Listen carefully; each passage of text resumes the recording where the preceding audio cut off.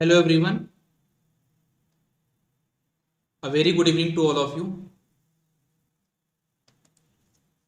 एक बार जल्दी सभी लोग ऑडियो और वीडियो कंफर्म करेंगे। साथ ही साथ आप में से कोई एक जन जाके ग्रुप में इन्फॉर्म कर दो क्लास स्टार्ट हो गई है। आप में से कोई भी एक जन जाके ग्रुप में मैसेज कर दीजिए क्लास स्टार्ट हो गई है।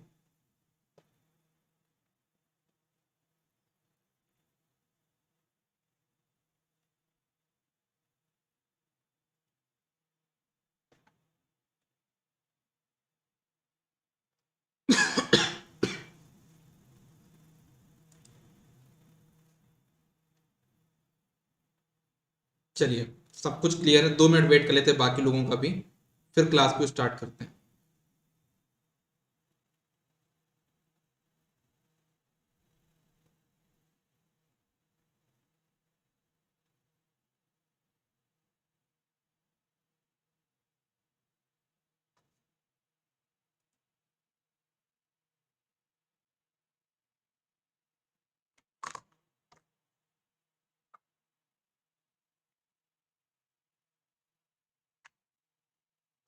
चलिए, हम लोग क्लास को स्टार्ट करते हैं। ठीक है, हम लोग यहाँ पे क्लास को स्टार्ट करते हैं फाइनली। तो एक चीज, जैसे अभी तक हम लोग जो पढ़ चुके हैं, है ना, हम लोग ये सारी चीजें डिस्कस कर चुके हैं अभी तक।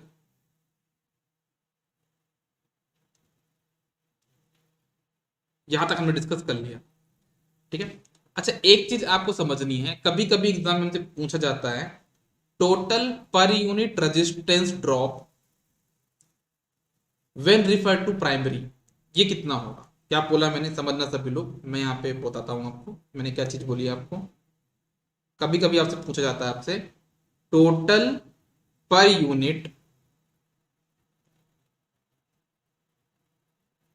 Total per unit resistance drop,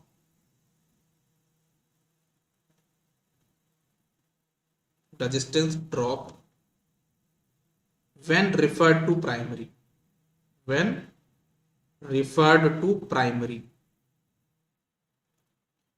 क्या होगा, इसकी वैल्यू क्या होती है? तो इसकी वैल्यू होती है आपके पास यहाँ पे, याद रखिएगा, I1, किसके लिए क्या होती है? I1 R01 divided by E1 divide by E1 into 100।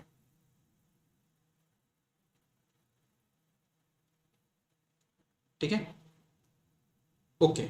Second चीज आपसे अगर यही चीज पूछ लिया जाए यहाँ पे, क्या बोलोगे? अगर सिमिलरली मैं आपसे पूछूं यहाँ पे, क्या बोला है मैंने? Total per unit resistance drop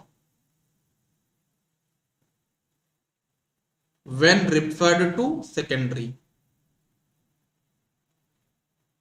तो इसकी वैल्यू किसके बराबर होगी? इसके बताओगे सेकेंडरी में क्या वोल्टेज ड्रॉप होगा आपका? सेकेंडरी साइड में क्या वोल्टेज ड्रॉप होगा आपके पास? I2 R02, I2 R02 divided by secondary side का वोल्टेज E2 इंटू 100। और याद रखिएगा, जो टोटल पर यूनिट रेजिस्टेंस है with respect to with when from refer to primary will be always equal to total per unit impedance drop resistance drop when refer to secondary. मतलब अगर मैं इसको equation 1 बोलूं और इसको मैं इक्वेशन 2 बोलूं, तो इक्वेशन 1 और इक्वेशन 2 आपस में बराबर होते हैं। इक्वेशन 1 है, इक्वेशन 2 है, तो याद रखिएगा equation 1 is always equal to equation 2। ठीक है ना, याद रखिएगा इक्वेशन 1 हमेशा बराबर होता है इक्वेशन 2 के।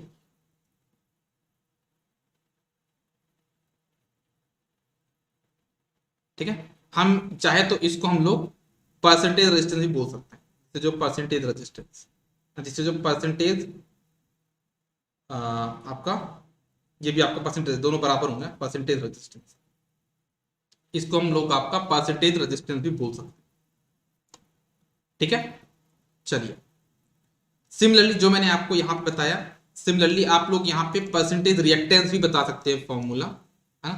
परसेंटेज रिएक्टेंस परसेंटेज एक्स का फॉर्मूला क्या हो जाएगा, सिमिलरली ऐसे करोगे I1X01 divide by E1 into 100, ये आपका परसेंटेज रिएक्टेंस। या फिर आप इसको बोल सकते हो आपके यहाँ पे क्या, I2X02 divide by E2 into 100।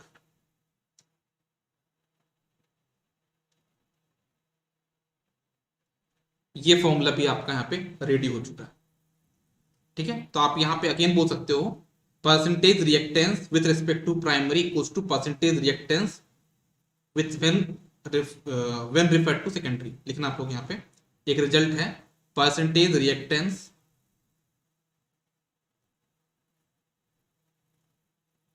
Of transformer with respect to primary of transformer with respect to primary equals to percentage reactance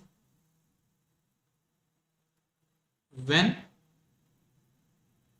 percentage reactance with respect to secondary। ठीक है, तो ये चीज भी आपके पास यहाँ पे,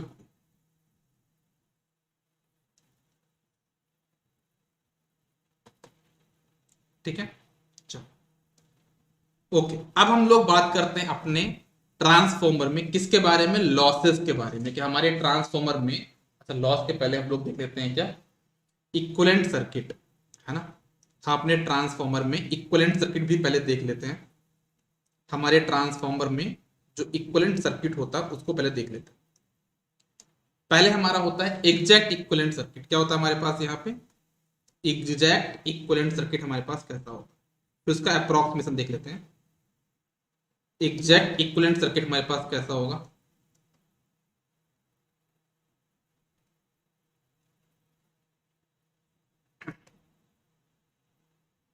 हमारे पास जो एग्जैक्ट इक्विवेलेंट सर्किट होता है ट्रांसफॉर्मर का वो ऐसा होता है। देखना, सबसे पहले तो यहां पे आता है आपके पास R1X1, ये R1 हो गया। फिर यहां पे आता है आपका X1, फिर यहां पे आता है नो लोड ब्रांच R0X0,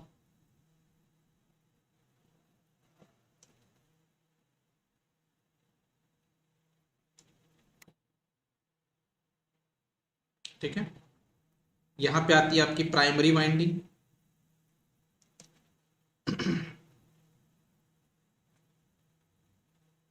ठीक है। ये आपका R1X1 R0X0 ये हो गया। फिर इसके बाद आपका होता है यहां पे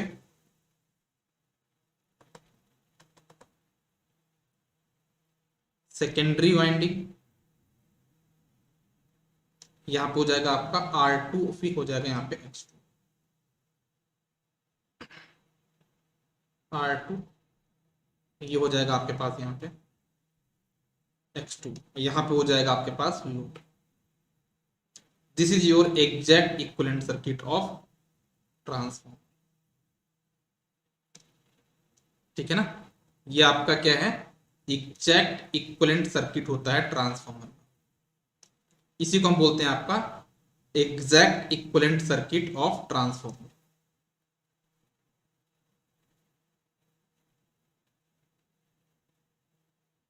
सर मशीन का फॉर्मूला का डिडक्शन के लिए कौन सा बुक फॉलो करें, सजेस्ट करिए प्लीज। मेंस एग्जाम के लिए सभी बुक अच्छी हैं यार ना, मुझे अभी तक तो ऐसी कोई बुक नहीं लगी खराब। जेबी गुप्ता भी अच्छी है, अशफाक हुसैन भी अच्छी है, PS भीमरा भी अच्छी है ना। किसी बुक को फॉलो कर सकते हो ना, मैंने सभी को देखा है तो सब ठीक लगी मेरे को। जेबी गुप्ता भी अच्छी है ना, जेबी गुप्ता भी अच्छी है, PS भीमरा भी अच्छी है, ठीक है। चलो, तो ये हो गया आपका एग्जैक्ट इक्विवेलेंट सर्किट। अब मैं क्या करता हूं, एग्जैक्ट इक्विवेलेंट सर्किट दूसरा बनाता हूं जब मैं क्या करता हूं, इसको रिफर कर दूंगा सेकेंडरी वाली चीजों को प्राइमरी साइड लेके आता हूं, उसको मैं क्या बोलता हूं, आपका exact equivalent circuit when refer to primary. तो मेरे पास कैसा बनेगा देखना सभी लोग, एग्जैक्ट मेरे पास कैसे बनेगा यहाँ पे सभी लोग देखना। पहले मैं अपने आप को थोड़ा साइड में कर दूं यहाँ पे,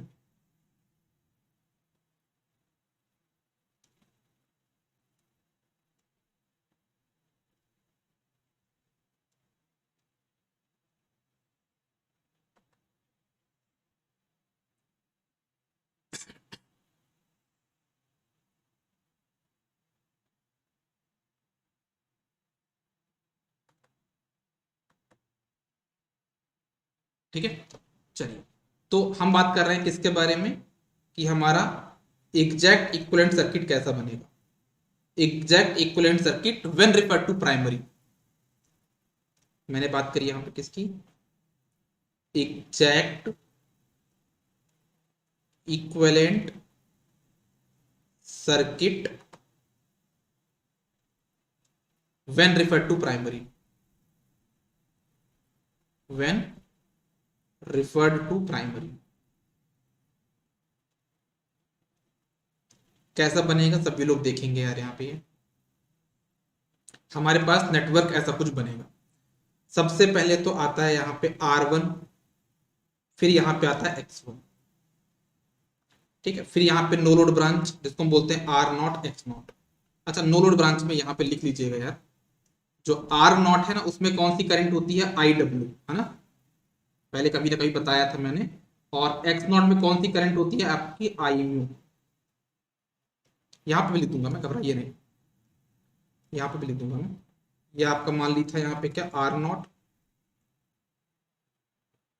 यहाँ पे था आपका ये X0।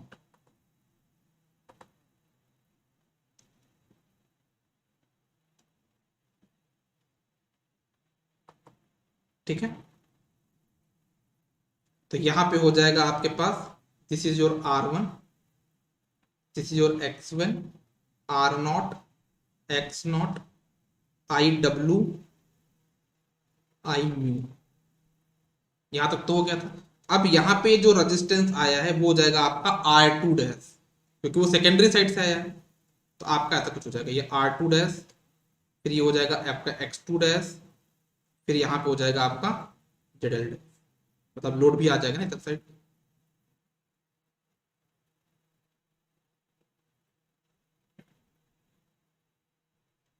This is your secondary वाले पैरामीटर प्राइमरी साइड आ गए, तो R2 डैश हो गया, ये X2 डैश हो गया, इसकी वैल्यू कितनी हो जाएगी, R2 by K square, X2 by K square. ठीक है, सिमिलरली यहाँ पे आ जाएगा ZL डैश, इसकी वैल्यू क्या हो जाएगी, ZL बाय K स्क्वायर। तो ये आपका क्या हो गया, exact equivalent circuit when refer to primary, ये आपका हो गया। अब आप क्या करते हो यहाँ पे, अब आप यहाँ पे करते हो अप्रोक्सीमेशन, जिसको हम बोलते हैं फर्स्ट अप्रोक्सीमेशन। तो फर्स्ट अप्रोक्सीमेशन में हम क्या करते हैं, यहाँ पे फर्स्ट अप्रोक्सीमेशन में हम यहाँ पे क्या कर देते हैं, हम यहाँ पे जो R1 X1 जो यहाँ पे है ना, इस चीज को हम जो R1 X1 यहाँ पे है इसको हम इधर ट्रांसफर कर देते हैं।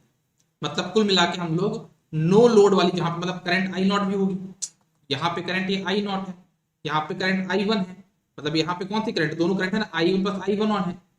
कुल मिला के आप ये वाले पैरामीटर को आप इधर लेके आए, मतलब नो लोड में आपका जो ड्रॉप हो रहा है आप उसको यहाँ पे एलिमिनेट कर रहे हैं, उसी को हम बोलते हैं आपका क्या, उसी को हम बोलते हैं आपका फर्स्ट अप्रोक्सीमेशन।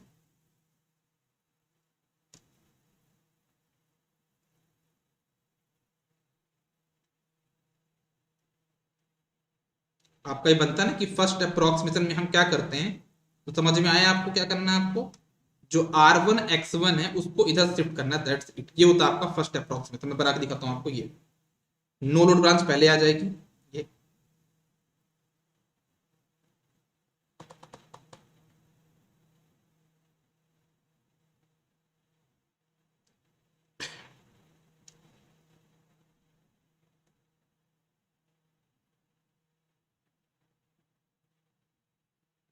ठीक है, और यहां पे आपका हो जाएगा ये R2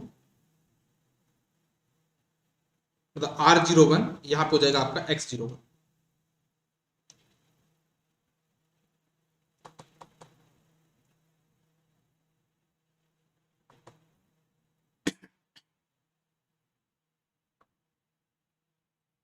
this is our first approximation. इसकी वैल्यू हो जाएगी, यहाँ पे क्या था, ये R0 था, यहाँ पे X0 था, यहाँ पे I0 करंट है, ये आपका हो जाएगा R01, ये हो जाएगा आपका X01, दिस इज जो ZL डैश। इस अप्रोक्सीमेशन में हमने क्या किया है, किस चीज को एलिमिनेट करके किस चीज को हमने लाइटली ले लिया है, हमने यहाँ पे I1 I0 Z1 जो आपका वोल्टेज ड्रॉप रहा था उसको हमने इग्नोर कर दिया है। क्या इग्नोर कर दिया है, I0 Z1 जो यहाँ पे पहले हो रहा था ना, I0 Z1 वोल्टेज ड्रॉप हो रहा था इसमें, अब वो इधर आ गया तो इसमें वो वोल्टेज ड्रॉप नहीं होगा। I1 I0 Z1 को हमने क्या किया, यहाँ पे क्या बोलेंगे इसको, हमने नेग्लेक्ट कर दिया है ना, इस अप्रोक्सीमेशन में हमने इस वैल्यू को नेग्लेक्ट किया। क्वेश्चन बनता है ये चीज है ना, ठीक है, आपने इसको नेग्लेक्ट किया। साथ ही साथ इसमें जो वोल्टेज ड्रॉप हो सकता था आई नॉट स्क्वायर R1, उसको आपने नेग्लेक्ट किया। क्या नेग्लेक्ट किया? आई नॉट स्क्वायर R1, ये जो कॉपर लॉस है ना, ये आपका कॉपर लॉस है, उसको भी आपने नेग्लेक्ट किया है। अप्रोक्सीमेशन लेने में आपने इन दो वैल्यू को नेग्लेक्ट किया। ये हमारा हो गया फर्स्ट अप्रोक्सीमेशन। ये फर्स्ट पेज है क्या? नहीं, हाँ वो पहले वाला फर्स्ट पेज था, ये तो अभी सेकंड पेज में हम लोग हैं। ठीक है, ओके, ये तो हमारा फर्स्ट अप्रोक्सीमेशन हो गया। हम लोग को एक सेकंड अप्रोक्सीमेशन भी यहाँ पे करना होता है, जिसमें हम लोग क्या करते हैं, नो लोड ब्रांच को एलिमिनेट कर देते हैं। मतलब जहां पे R नॉट X नॉट है, हम उसको ही हटा देते हैं, उसको हम बोलते हैं सेकंड अप्रोक्सीमेशन। ठीक है ना, कभी पूछा जाए कि सेकंड अप्रोक्सीमेशन में हम लोग क्या करते हैं, तो क्या करते हैं हम लोग, नो लोड ब्रांच को ही एलिमिनेट कर देते हैं, उसको बोलते हैं second approximation.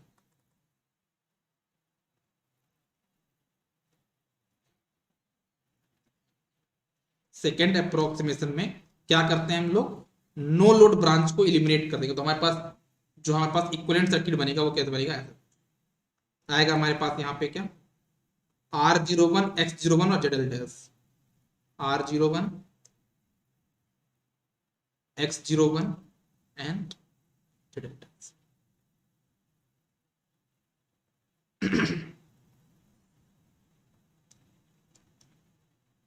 R01 X01 ZL dash. तो क्वेश्चन बनता है ये वाला कि सेकेंड अप्रोक्सीमेशन में हमने क्या अप्रोक्सीमेट किया है, हमने यहाँ पे नो लोड ब्रांच पैरामीटर को इलिमिनेट कर दिया है। लिखना आप लोग यहाँ पे, no load branch is eliminated, no load shunt branch, इसको बोलते हैं संट ब्रांच, पैरेलल में जो रहेगा, no load shunt branch is eliminated या फिर नेग्लेक्टेड।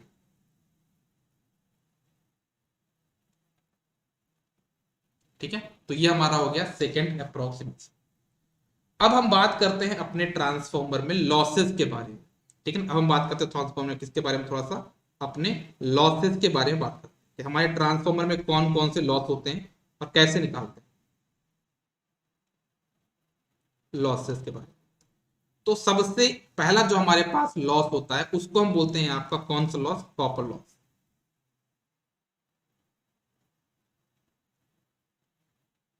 मतलब किसको बोलते हैं हम copper loss, I square R loss को बोलते हैं कॉपर लॉस, और किसको बोलते हैं, तो हमारे पास जो प्राइमरी वाइंडिंग है उसमें कौन सा कॉपर लॉस था, I1 स्क्वायर R1, जो तो हमारे पास प्राइमरी वाइंडिंग में कॉपर लॉस। सेकेंडरी वाइंडिंग में क्या हो जाएगा आपके पास, I2 स्क्वायर R2, ये होता है हमारा copper loss, total copper loss हमारे पास ये। लेकिन अगर मान लो हमारे पास दो R2 को हम प्राइमरी साइड लेके आ जाए, अगर हम R2 जैसे हमने यहाँ पे प्राइमरी साइड लेके आए तो क्या हो जाएगा, R01 हो जाएगा। तो यहाँ पे कॉपर लॉस कितना होगा आपका, I1 स्क्वायर R01, ये फॉर्मूला भी सेम, बिल्कुल सही फॉर्मूला है ना, सेम फॉर्मूला। या फिर हम ऐसे बोल सकते हैं कि हमारा जो कॉपर लॉस होगा वो कितना हो जाएगा, I2 स्क्वायर R02। इन तीनों से ही आपका जो कॉपर लॉस आएगा वो तीनों की वैल्यू बराबर बराबर आएगी। अब कभी कभी क्वेश्चन ये बनता है आपके सामने कि मान लो अगर आपके पास फुल लोड कॉपर लॉस पता है तो हाफ लोड पे कॉपर लॉस कितना होगा। तो यहां पे क्वेश्चन कैसे बनता है कि अगर पूछा गया आपसे x fraction of full load, x fraction of मतलब हाफ, एक्स मतलब यहाँ पे क्या, हाफ फुल लोड है ना, कुछ बोल सकते हैं यहाँ पे, x fraction of full load copper loss will be, x fraction of copper loss will be, तो कितना हो जाएगा आपके पास ये x square into full load copper loss.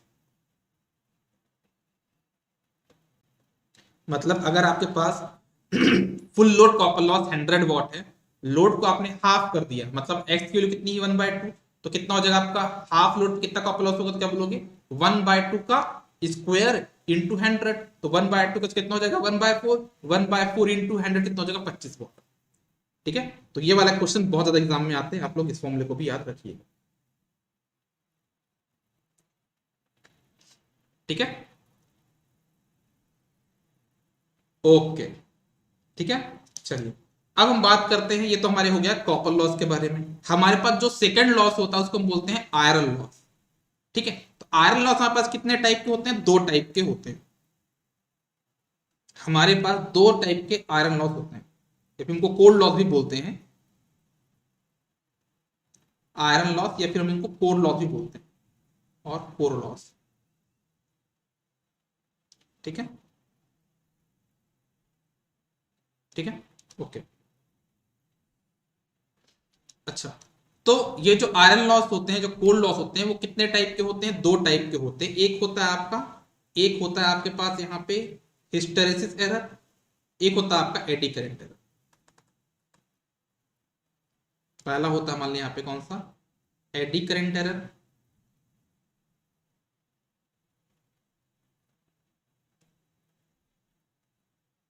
दूसरा आपका होता है, सॉरी एरर नहीं बोलेंगे, लॉस बोलेंगे यार, मेजरमेंट नहीं पढ़ रहे अपन, मशीन पढ़ रहे हैं, तो यहाँ पे लॉस होगा ना, एडी करंट लॉस। और दूसरा आपके पास होता है यहाँ पे हिस्टेरेसिस लॉस।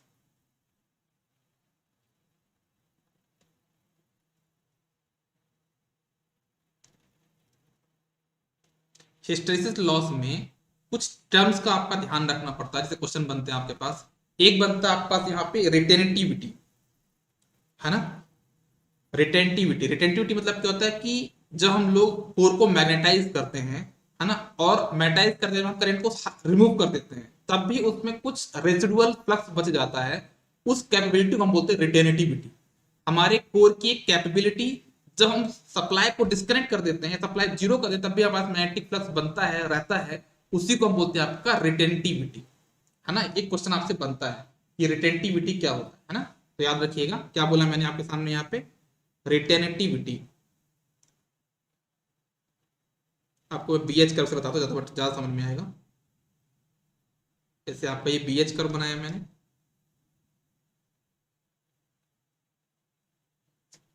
क्या बनाता हूँ यार मैं, ठीक है। ये तो जैसे आप इस पॉइंट पे देखो, ये आपका मान लो क्या है, करंट है, ये आपका यहाँ पे फ्लक्स है, या फिर आप ऐसा बोल सकते हो ये आपका बी है, ये आपका एच है। ठीक है, तो यहाँ पे देखो इस पॉइंट पे, इस पॉइंट को मैं ए बोलूं, तो ए पॉइंट पे देखो करंट जीरो है, ए पॉइंट पे करंट जीरो है ना। पी पॉइंट लेते हैं, आपको कंफ्यूज हो जाओगे, ए बी में ये पी पॉइंट है। पी पॉइंट पे आपका करंट जीरो है, बट फ्लक्स आपका प्रेजेंट है। तो इस हमारे कोर की इस प्रॉपर्टी को हम क्या बोलते हैं? रिटेनेटिविटी। कुछ फ्लक्स को अटेन करना even the current is zero, इसी को हम बोलते हैं रिटेनेटिविटी, आपकी प्रॉपर्टी, है ना। तो आपका यहां पे क्या बोला मैंने, एक टर्म लिखना, क्या बोला मैंने? रिटेनेटिविटी।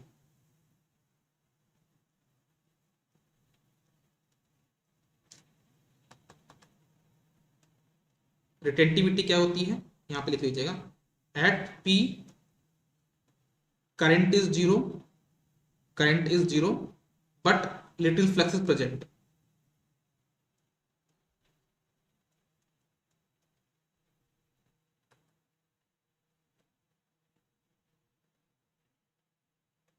है ना। तो इस प्रॉपर्टी को हम क्या बोलते हैं? रिटेंटिविटी। ठीक है, ओके। तो अब देखो हमको क्या करना पड़ रहा है, फ्लक्स को जीरो बनाना, मतलब इस क्यू पॉइंट की बात करेगा हम यहाँ पे, इस क्यू पॉइंट की, इस क्यू पॉइंट की हम बात करें, क्या मान लो पी हो गया, पी पॉइंट कौन सा मान लो यहाँ पे मैं, जेड पॉइंट है ना। क्यू लिखो तो मतलब फाइव थोड़ा दिखेगा, सिमिलर दिखेगा, तो मैं क्यू नहीं ले रहा हूँ यहाँ पे, जेड पॉइंट ले लिया मैंने। तो अगर मैं इस जेड पॉइंट पे देखूं, तो यहाँ पे आपका फ्लक्स जीरो है, लेकिन करंट निगेटिव है। मतलब कहने का मतलब क्या है कि हमको जो रेसिडुअल फ्लक्स था उसको जीरो बनाने के लिए एक निगेटिव साइड, हमको निगेटिव सप्लाई देनी पड़ रही है, निगेटिव फोर्स देना पड़ रहा है। उस फोर्स को हम बोलते हैं कोहेसिव फोर्स। ठीक है ना। हमको जो रिटेंटिविटी में जो हमको फ्लक्स मिल गया था, उसको जीरो बनाने के लिए हमको एक रिवर्स सप्लाई देनी पड़ती है, निगेटिव करंट देनी पड़ती है, निगेटिव फोर्स देना पड़ता है, जिससे हमारा फ्लक्स जीरो हो जाए। उस फोर्स को हम बोलते हैं आपका कोहर्सिव फोर्स। ठीक है ना। तो लिखना आप लोग यहाँ पे किसके बारे में, कोहर्सिविटी।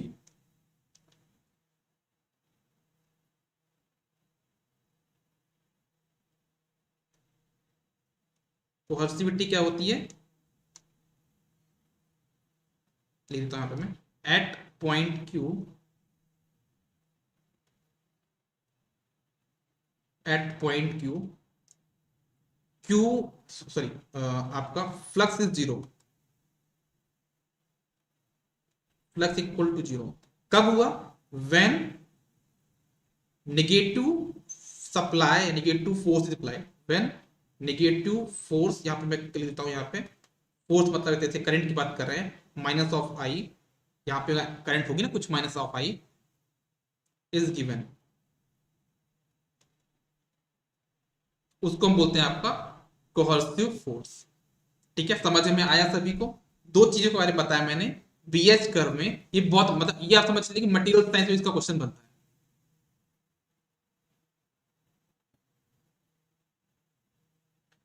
सहा का कुछ डाउट है? फर्स्ट अप्रोक्सीमेशन में आर जी वन के फॉर्मूले में आर वन आ रहा है, तो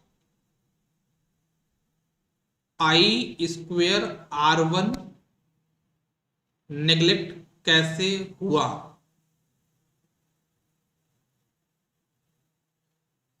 फर्स्ट अप्रोक्सीमेशन में आर जी वन का फॉर्मूला, तो देखो देखो देखो समझना, आप ये समझना, जैसे मान लो एग्जांपल लेना, यहां पे आपकी करंट आ रही है 5 एम्पियर, है ना, इसमें जा रही है मान लो 1 एम्पियर, इसमें जा रही है 4 एम्पियर।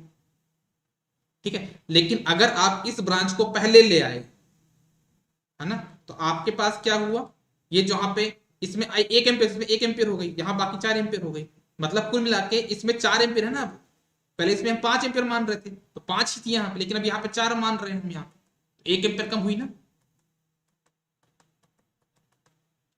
है ना। तो हम लोग मतलब कुल मिला के आई नॉट स्क्वायर आर वन वाली पावर को निगलेक्ट कर रहे हैं। ठीक है, तो ये हो गया। अगर हम यहाँ पे बात करें किसके बारे में, हिस्टेरेसिस लॉस के बारे में, तब जो हिस्टेरेसिस लॉस होता है डब्ल्यू एच, उसका फॉर्मूला क्या होता है, तो क्या बोलोगे, डब्ल्यू एच होता है फॉर्मूला आपका, डब्ल्यू एच बराबर इक्वल टू एक ईटा कांस्टेंट है, ईटा बी एम की पावर 1.6 एफ इंटू वी, ये आपका यहाँ पे फॉर्मूला होता है हिस्टेरेसिस लॉस का। फॉर्मूला क्या है आपके पास, डब्ल्यू एच इक्वल टू मतलब hysteresis loss equal to eta B M मतलब मैग्नेटिक फ्लक्स डेंसिटी की power 1.6 into frequency into V. V यहाँ पे क्या आपका वॉल्यूम है, इसको वोल्टेज मत समझिएगा,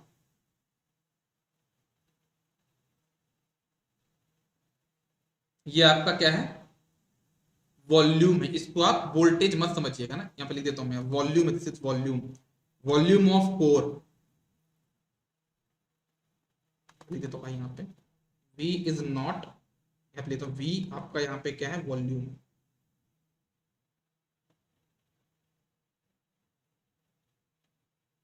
ठीक है, this is your volume of core, ये डब्ल्यू एच हो गया।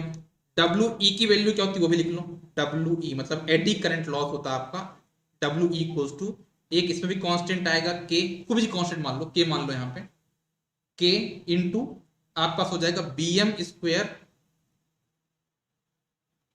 F square into T square, T यहाँ पे क्या आपका थिकनेस, किसकी थिकनेस है आपकी, ये लेमिनेशन की। ठीक है ना,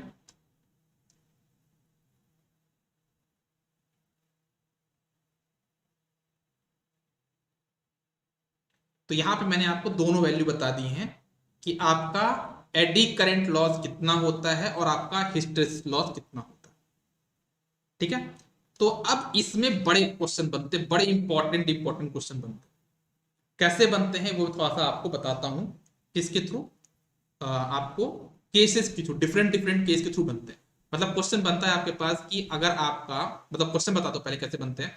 क्वेश्चन आपसे बनता है कि मान लो आपके पास एक ट्रांसफॉर्मर है, उसमें हिस्टेरेसिस लॉस है मान लो 100 वॉट, 100 वॉट आपका हिस्टेरेसिस लॉस है, कब है, जब आप इसका 220 वोल्ट 50 हर्ट्ज में ऑपरेट करें तब।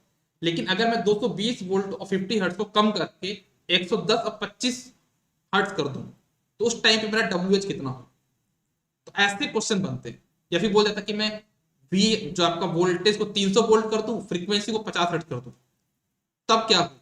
इस टाइप के क्वेश्चन आपके पास एग्जाम में बहुत बनते हैं। तो थोड़ा सा हम लोग बात करते हैं किसके बारे में, हिस्टेरेसिस एरर के बारे में बात, है ना, हिस्टेरेसिस लॉस के बारे में बात करते हैं।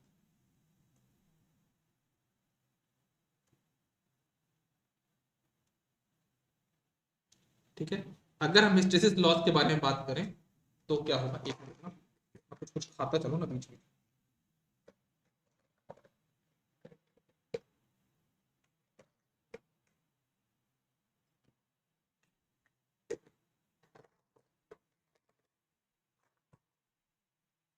हम्म,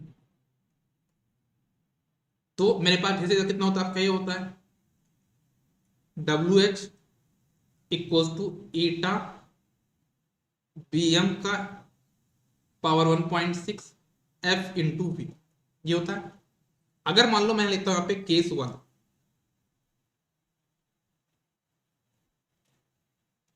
केस वन क्या लिया मैंने कि मान लो अगर आपका v बाय एफ का रेशियो कांस्टेंट है, मान लिया मैंने यहाँ पे, आपने आपकी ट्रांसफॉर्मर की वर्किंग में आपके पास यहाँ पे v बाय एफ का रेशियो कांस्टेंट है, इसका मतलब क्या है, आपका bm कांस्टेंट है। अगर आपकी ट्रांसफॉर्मर की वर्किंग में v बाय एफ कांस्टेंट है मतलब bm कांस्टेंट है, तो आपका wh किसके प्रोपोर्शनल हो जाएगा, WH प्रोपोर्शनल हो जाएगा। देखो वॉल्यूम तो कांस्टेंट है, ईटा ऑलरेडी कांस्टेंट, तो आपका WH हो जाएगा किसके प्रोपोर्शनल, F के प्रोपोर्शनल, सीधी बात।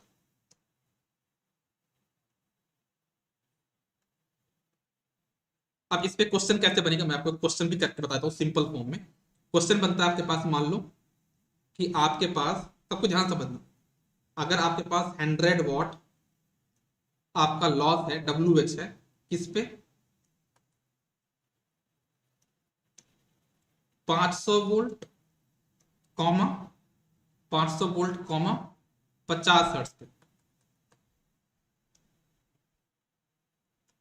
ठीक है। और आपको बोला जा रहा है कि अगर मैं इसको कितना कर दूं, 250 वोल्ट कॉमा 25 हर्ट्ज, तो करके देख लो। पहले वाले केस में v बाय एफ का कितना 10 आ रहा है, सेकंड वाले केस में कितना आ रहा है, v बाय एफ का रेशियो कांस्टेंट, मतलब 10 आ रहा है, मतलब bm आपका कांस्टेंट है, v बाय एफ का रेशियो कांस्टेंट है। जब कांस्टेंट, तो इस केस में जो wh हो किसके प्रोपोर्शनल होगा, फ्रीक्वेंसी के प्रोपोर्शनल होगा। मतलब देखो पहले जब 100 वॉट पावर थी उस टाइम फ्रीक्वेंसी कितनी, 50 हर्ट्ज थी, फ्रीक्वेंसी को आपने हाफ कर दिया, तो ये भी आपका कितना हो जाएगा, हाफ हो जाएगा, सिंपल सी बात, कितना हो जाएगा, 50 वॉट।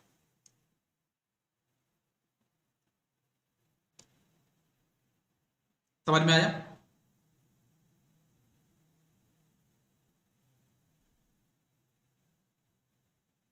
है ना, ये क्वेश्चन आने वाला है, लिख के ले लो, है ना, ये क्वेश्चन आपके एग्जाम में आएगा ही है, ठीक है, ये आपका केस वन हो गया। लेकिन मान लो अगर आपके ट्रांसफॉर्मर के इसमें, है ना, आपका v बाय एफ कांस्टेंट नहीं है, तो क्या होगा,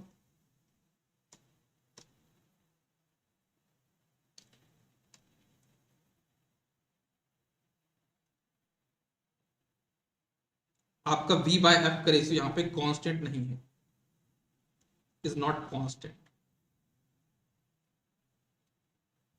तो इस केस में क्या होगा, आपका जो WH होगा वो प्रोपोर्शनल होगा किसके, bm की पावर 1.6 इंटू एफ। तो अगर आप यहाँ वैल्यू पुट, कितना हो जाएगा, WH proportional to V1 upon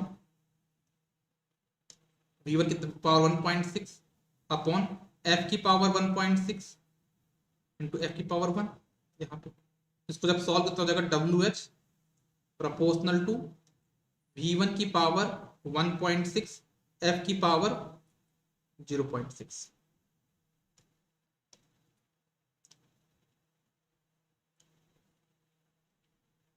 ये हो जाएगा, मैं साइड में हो जाता हूं, पहले नोट कर लो।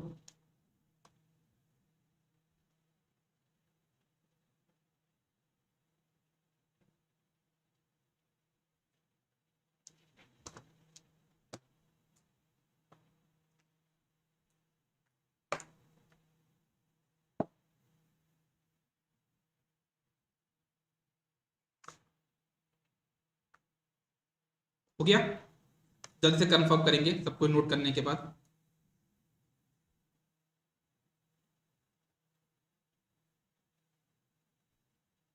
अब पता हम लोग ये काम क्या करेंगे, जो हम लोग शॉर्ट नोट्स बना रहे हैं ना, ये इसको हम लोग हर मंथ को रिवाइज करेंगे, है ना। हम लोग का एग्जाम तो ठीक है अभी हुआ हुआ जैसा भी हुआ, है ना, हम लोग एक हैबिट डाल लेंगे, महीने में एक बार हम लोग अपने जो शॉर्ट नोट्स बना रहे हैं इसको जरूर रिवाइज करेंगे।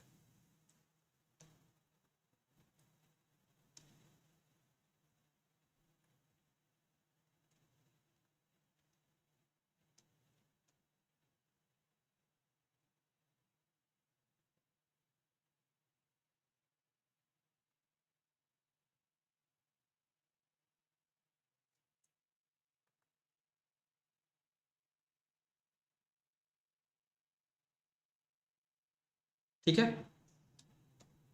चलिए इतना हो गया, है ना। तो हमने यहाँ पे दो केसेस के बारे में बात करी। अच्छा एक बात बताओ, मैं आपसे क्वेश्चन पूछना चाह रहा हूं, during during operation of transformer, मतलब ट्रांसफॉर्मर के ऑपरेशन के टाइम में, है ना, आपके पास जो डब्ल्यू एच है ना, वो है आपका 100 वॉट। ठीक है, मतलब आपका डब्ल्यू एच कितना, 100 वॉट है। वोल्टेज आपका है 500 वोल्ट, फ्रीक्वेंसी आपका 50 हर्ट्ज।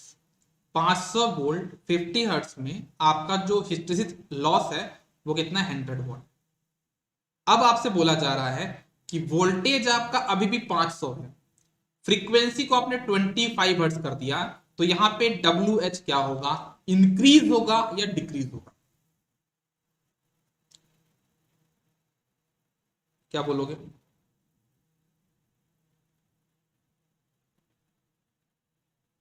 है ना, ये वोल्टेज अभी भी 500 वोल्ट है, ये अभी भी 500 वोल्ट है। फ्रीक्वेंसी को आपने कम किया तो आपका डब्ल्यू एच भी यहां पे क्या हो जाएगा, कम हो जाएगा, है ना। तो यहां पे जो ये आपका फ्रीक्वेंसी कम होगा तो डब्ल्यू एच भी आपका यहां पे क्या हो जाएगा, वो कम हो जाएगा।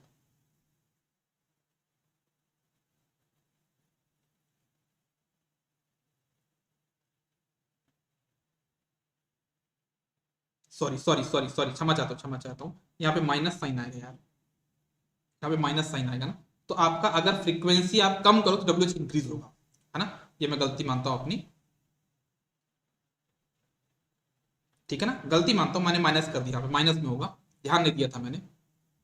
ठीक है, यहाँ पे माइनस में होगा, V1 की पावर 1.6, F की पावर -0.6 होगा।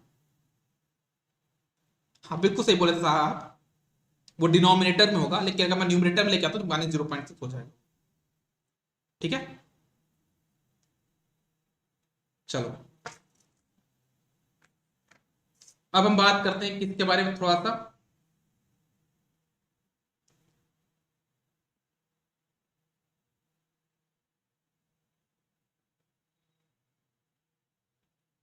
अब हम बात करते हैं थोड़ा सा किसके बारे में, आपका एडी करंट के बारे में। ठीक है, एडी करंट के बारे में सेम यहाँ पे दोनों केस लेके देखूंगा क्या होता है। एडी करंट लॉस,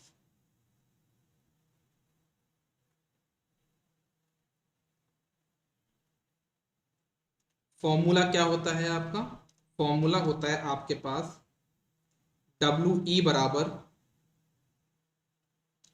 के बी एम का square F square T square. अब अगर मैं यहाँ पे केस वन लेता हूं, जहां पे मैं क्या लेता हूं, v बाय एफ के रेशियो कांस्टेंट लेता हूं। जहां पे मैंने क्या किया, v बाय एफ का जो रेशियो है उसको मैंने कांस्टेंट लिया, मतलब मेरे पास bm तो कांस्टेंट है। अगर bm कांस्टेंट तो w किसके प्रोपोर्शनल हो जाएगा, इस केस में जो we है वो प्रोपोर्शनल होगा, k गायब हो जाएगा, t गायब हो जाए तो क्या बचेगा पास, एफ स्क्वायर। जो we है वो एफ स्क्वायर का प्रोपोर्शनल हो जाएगा। ठीक है, एक क्वेश्चन करके बता दूं क्या आपको मैं, एक क्वेश्चन करके बता दूं क्या, क्वेश्चन करके देख लो। क्वेश्चन आपके पास है, मान लो आपका ये 100 वॉट है, लॉस कितने में, जब आपके पास जब आपके पास यहाँ पे 500 वोल्ट 50 हर्ट्ज था तब। ठीक है, तब इतना आपका डब्ल्यू ई था। लेकिन अगर मैं इसको करता हूं कितना, 250 वोल्ट 25 हर्ट्ज, तो डब्ल्यू ई कितना होगा, ये क्वेश्चन बनता है आपके पास। तो डब्ल्यू ई कितना बने, तो क्या बोलोगे, आप बोलोगे यहाँ पे 100 वॉट, देखो आपका वी बाय एफ का कांस्टेंट नहीं है, कांस्टेंट है, चेक करके देख लो इन दोनों को डिवाइड करके, वी बाय एफ कितना आएगा 10, इसको देखो कितना आएगा 10, मतलब कि वी बाय एफ का रेशियो अभी भी सेम है। तो आप बोलोगे यहाँ पे कैसे, W किसके प्रोपोर्शनल होगा, F इसके प्रोपोर्शनल होगा, मतलब आप यहाँ पे ऐसे सॉल्व करोगे 100 वॉट पावर है किसमें, 50 स्क्वायर में, तो 25 के स्क्वायर में कितनी पावर होगी, डब्ल्यू ई होगी। अब यहाँ पे इसको क्रॉस मल्टीप्लाई कर देना, तो डब्ल्यू ई इक्वल टू हो जाएगा 25 का स्क्वायर इंटू 100 डिवाइड बाय 50 का स्क्वायर। तो इसको सॉल्व करो कितना हो जाएगा, 25/50 हो जाएगा 2, 2 का स्क्वायर हो जाएगा 4, तो कितना 25 वोट।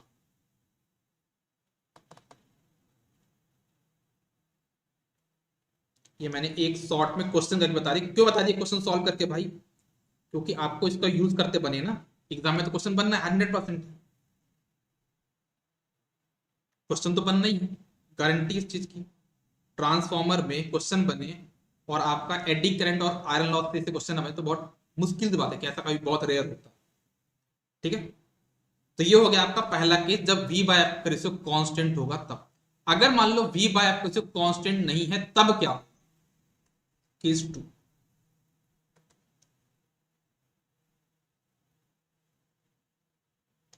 अगर आपके पास V बाय एफ का रेशियो कांस्टेंट नहीं है तो क्या होगा, V by F is not equal to constant, मतलब BM भी कांस्टेंट नहीं होगा। तो आपके पास जो WE होगा किसके प्रोपोर्शनल होगा, देखना जो WE है वो प्रपोर्शनल होगा किसके, के तो हट जाएगा, तो यहाँ पे BM की वैल्यू क्या हो जाएगी, V square into F square, मतलब V1 का square upon F square into F square already था, यहाँ से एफ स्क्वायर से एफ स्क्वायर कैंसिल हो जाएगा, तो जो WE होगा किसके प्रोपोर्शनल होगा, V1 स्क्वायर के प्रोपोर्शनल होगा। WE आपका प्रोपोर्शनल होगा यहाँ पे V1 के स्क्वायर के।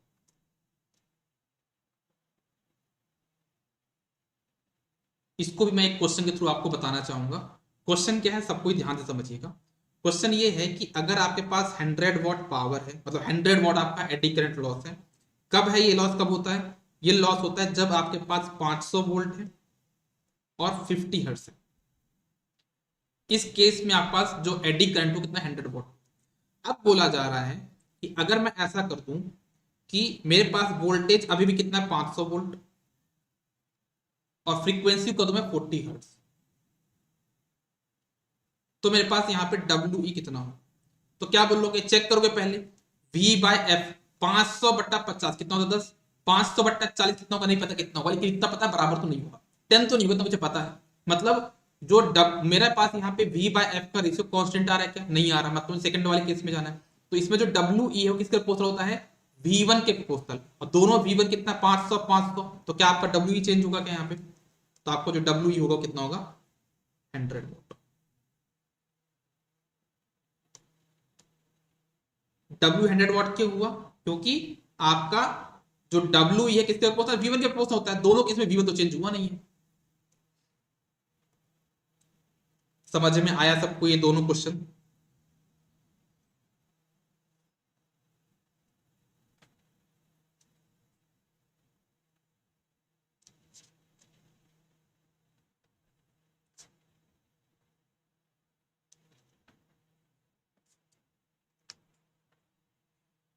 सभी लोग कंफर्म करेंगे, कॉन्सेप्ट क्लियर है यहां तक, ओके चलो।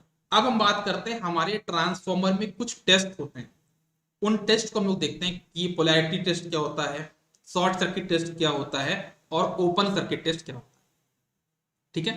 तो आप लोग हेडिंग डालिएगा यहाँ पे, हम लोग देखते हैं आपका टेस्टिंग ऑफ ट्रांसफॉर्मर।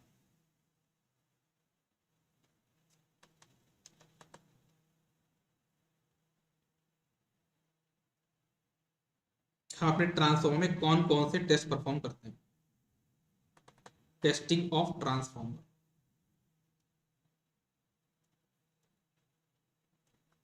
तो सबसे पहला जो टेस्ट हम प्रोवाइड करते हैं ना अपने ट्रांसफॉर्मर में, वो होता है पोलैरिटी टेस्ट।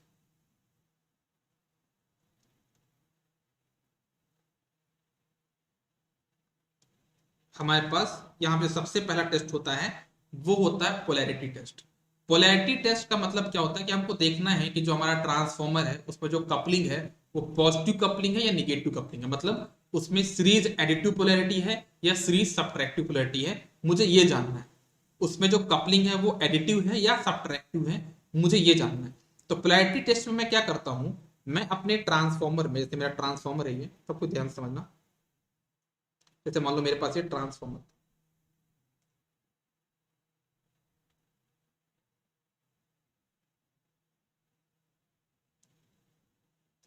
जैसे मान लो मेरे पास यहाँ पे ट्रांसफॉर्मर, ठीक है। तो मैं क्या करता हूं, मैं इन दोनों टर्मिनल्स को यहाँ पे ऐड कर देता हूँ, सबको ध्यान से समझिए। इन दोनों को मैं ऐड कर देता हूं और यहाँ पे मैं एक वोल्ट मीटर कनेक्ट कर देता हूँ। यहाँ पे मैं एक छोटा सा वोल्ट मीटर कनेक्ट कर देता हूँ। ये मेरे पास यहाँ पे क्या, वोल्ट मीटर। अगर ये वोल्ट मीटर की रीडिंग, वैसे मान लो यहाँ पे E1 वोल्टेज, यहाँ पे आपका E2 वोल्टेज है ना, तो अगर ये जो वोल्ट मीटर लगाया है मैंने, अगर ये वोल्ट मीटर की रीडिंग क्या आती है, E1 प्लस E2, तो आप समझ जाना है भाई इसकी पोलैरिटी क्या होगी, सीरीज एडिटिव पोलैरिटी। मतलब हमारे पास जो पोलैरिटी टेस्ट किया, तो हमारा जो ट्रांसफॉर्मर है किस पोलैरिटी का है, एडिटिव पोलैरिटी का। क्या बोलोगे आप इसको, जब दोनों वोल्ट मीटर की रीडिंग सम आ रही है, इसका क्या बोलोगे आप यहाँ पे, कैसा आपके पास ये एडिटिव पोलैरिटी, ठीक है। लेकिन अगर जो वोल्ट मीटर की रीडिंग है वो आपकी आ रही कितना, V equals to E1 minus E2 के बराबर, ठीक है। तो उस केस में बोलोगे कि भाई आपकी पोलैरिटी यहाँ पे क्या होगी, वो सब्ट्रैक्टिव पोलैरिटी हो। तो सब कुछ किससे जज होगा आपका, वो आपका जज होता है किससे, आपकी वोल्ट मीटर की रीडिंग से। सबको समझ में आया, सेकंड वाला समझ नहीं आया। सेकंड वाले केस में मैंने क्या बोला, देखना देखना बता देता हूं यार मैं, क्या बोला मैंने, देखो V बाय एफ आपका कांस्टेंट नहीं है। जब कांस्टेंट तो आप यहां वैल्यू पुट कर दो कि क्या, W इक्वल्स टू कितना हो जाएगा, V बाय एफ का स्क्वायर, तो V बाय एफ का स्क्वायर इंटू एफ स्क्वायर, तो एफ स्क्वायर कैंसिल हो जाएगा, तो W ये किसके प्रोपोर्शनल होता है, V1 स्क्वायर के प्रोपोर्शनल होता है। मैंने क्वेश्चन लिया कि 500 वोल्ट और 50 हर्ट्ज में जो आपका लॉस है कितना, 100 वॉट है, तो 500 वॉट और 40 हर्ट्ज में कितना लॉस होगा। तो आपको देखना, सबसे पहले चेक करना है हमेशा क्वेश्चन में कि V बाय एफ कॉन्स्टेंट है कि नहीं है। आपने चेक किया, कितना यहाँ पे 10 आया, यहाँ पे 10 नहीं आया, मतलब ये आपका कांस्टेंट नहीं, मतलब सेकंड वाले केस की बात होगी। मतलब जो WE है वो V1 के प्रोपोर्शनल होगा, V1 के स्क्वायर प्रोपोर्शनल होगा। फिर आप देख लिया, चलो ठीक है चेक करते हैं, तो देखिए यहाँ पे कितना वोल्ट था, 500 वोल्ट था, तो 500 वोल्ट में 100 वॉट आया है, तो 500 वोल्ट में कितना होगा, 100 ही आएगा ना, क्यों चेंज होगा, क्योंकि वोल्टेज तो चेंज ही नहीं हुआ। और WE इस केस में V1 के प्रोपोर्शनल ही होता है,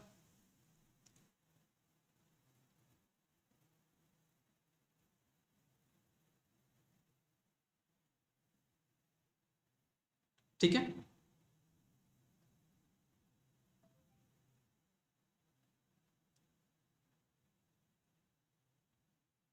ठीक है, चलो, तो ये हमारा हो गया पोलैरिटी टेस्ट। पोलैरिटी टेस्ट में इसमें एक दिक्कत है, दिक्कत क्या है कि अगर मान लो E1 है आपका 220 किलो वोल्ट, ये है 750 किलो वोल्ट, तो यहाँ पे जो वोल्ट मीटर लगाना पड़ेगा ना, वो कितना होगा, लगभग 1 मेगावाट रेटिंग का वोल्ट मीटर आपको लगाना पड़ेगा, और इतनी रेटिंग का वोल्ट मीटर आपको मिलता भी नहीं है ना। तो अब आप इस केस में कैसे करोगे, तो इस केस से बचने के लिए, मतलब अगर आपको इतनी हाई रेटिंग का वोल्ट मीटर नहीं मिल रहा है, तो इसके लिए पोलैरिटी टेस्ट का एक तरीका और है, जिसको हम बोलते हैं आपका क्या, डीसी किक टेस्ट,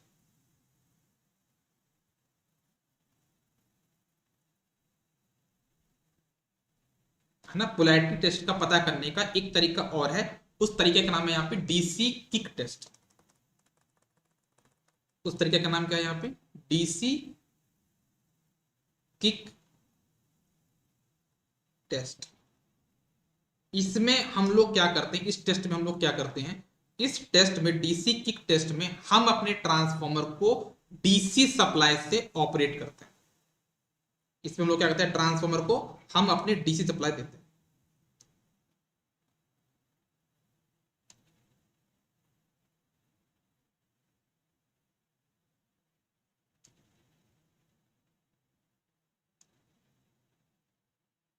ये मेरी हाई वोल्टेज वाइंडिंग है, ये लो वोल्टेज वाइंडिंग।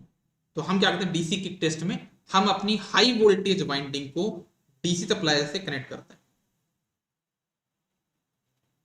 जब डीसी सप्लाई से कनेक्ट करेंगे तो यहाँ पे तो कोई इंड्यूसमेंट होगा ही नहीं, क्यों नहीं होगा, कि डीसी फ्लक्सेशन तो होगा नहीं, rate of change of flux तो आएगा ही नहीं, तो यहाँ पे इंड्यूस्ड ईएमएफ नहीं होगा। तो पहली बात ध्यान देना, हमको ट्रांसफॉर्मर को कभी भी डीसी में ऑपरेट नहीं करना होता है। अगर हम ट्रांसफॉर्मर को डीसी से मतलब डीसी सप्लाई से ऑपरेट करेंगे तो हमारी प्राइमरी वाइंडिंग बंद हो जाती है। बट हम यहाँ पे जानबूझ के इसको डीसी में ऑपरेट कर रहे हैं, लेकिन कैसे ऑपरेट कर रहे हैं, चालू किया भी बंद कर दिया, विद इन सेकेंड, एक सेकेंड के लिए बस हम इसको ऑपरेट कर रहे हैं, हम इसको विद इन सेकेंड के लिए ऑपरेट कर रहे हैं, ठीक है ना। हम इसको कंटिन्यूसली ऑपरेट नहीं कर रहे हैं, हम इसको एक सेकेंड के लिए बस ऑपरेट कर रहे हैं। और हम लोग यहाँ पे लगा देते हैं एक छोटा सा अपना एमीटर, मूविंग कॉइल हम लोग अपना यहाँ पे एमीटर लगा देते हैं, मतलब सेंटर 0 पीएमएमसी। क्या आपके पास यहाँ पे जो एमीटर है यहाँ पे वो कैसा आपका सेंटर 0 पीएमएमसी, ये आपका 0 है, यहाँ पे आपकी पॉजिटिव रीडिंग है, यहाँ पे आपकी नेगेटिव रीडिंग, ठीक है। तो अब क्या होता है, जैसे आपने इसको ट्रांसफॉर्मर को डीसी में ऑपरेट किया, एक सेकंड के लिए आप चालू करोगे, मैं यहाँ पे स्विच बना देता हूँ, ये देखना, यहाँ पे लोग चालू है अभी, ये तो यहाँ पे स्विच लगा दिया। जैसे आप यहाँ पे इसको ऑन करोगे विद इन 1 सेकंड के लिए, एक सेकंड के लिए, तो क्या होता है, ये पॉइंटर में डिफ्लेक्शन आता है। अगर ये पॉइंटर आपका फॉरवर्ड डायरेक्शन में किक हुआ, अगर ये पॉइंटर आपका फॉरवर्ड डायरेक्शन में किक हुआ, मतलब वो आपका एडिटिव पोलैरिटी है, मतलब अगर पॉजिटिव साइड गया मतलब एडिटिव पोलैरिटी है। लेकिन अगर ये जो पॉइंटर है अगर वो निगेटिव तरफ गया मतलब वो आपका सब्ट्रैक्टिव पोलैरिटी है। तो इस मेथड के थ्रू हम लोग क्या करते हैं, ट्रांसफॉर्मर को डीसी में ऑपरेट करते हैं, बिल्कुल एक सेकंड के लिए, एक सेकंड से भी कम टाइम के लिए। बस हमको क्या जज करना है, इस पॉइंटर के किक को देखना कि इसका पॉइंटर किधर गया, पॉजिटिव साइड गया तो मतलब आपका एडिटिव पोलैरिटी है, अगर नेगेटिव साइड गया मतलब आपका सब्ट्रैक्टिव पोलैरिटी। तो क्या बोला मैंने यहाँ पे, अगर ये फॉरवर्ड किक है मतलब आपकी पोलैरिटी यहाँ पे क्या होगी, एडिटिव होगी।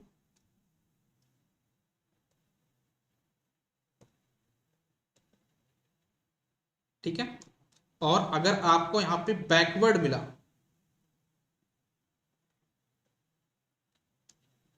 अगर आपको यहाँ पे बैकवर्ड किक मिली तो उसको आप बोलोगे आप यहाँ पे क्या, सब्ट्रैक्टिव पोलैरिटी।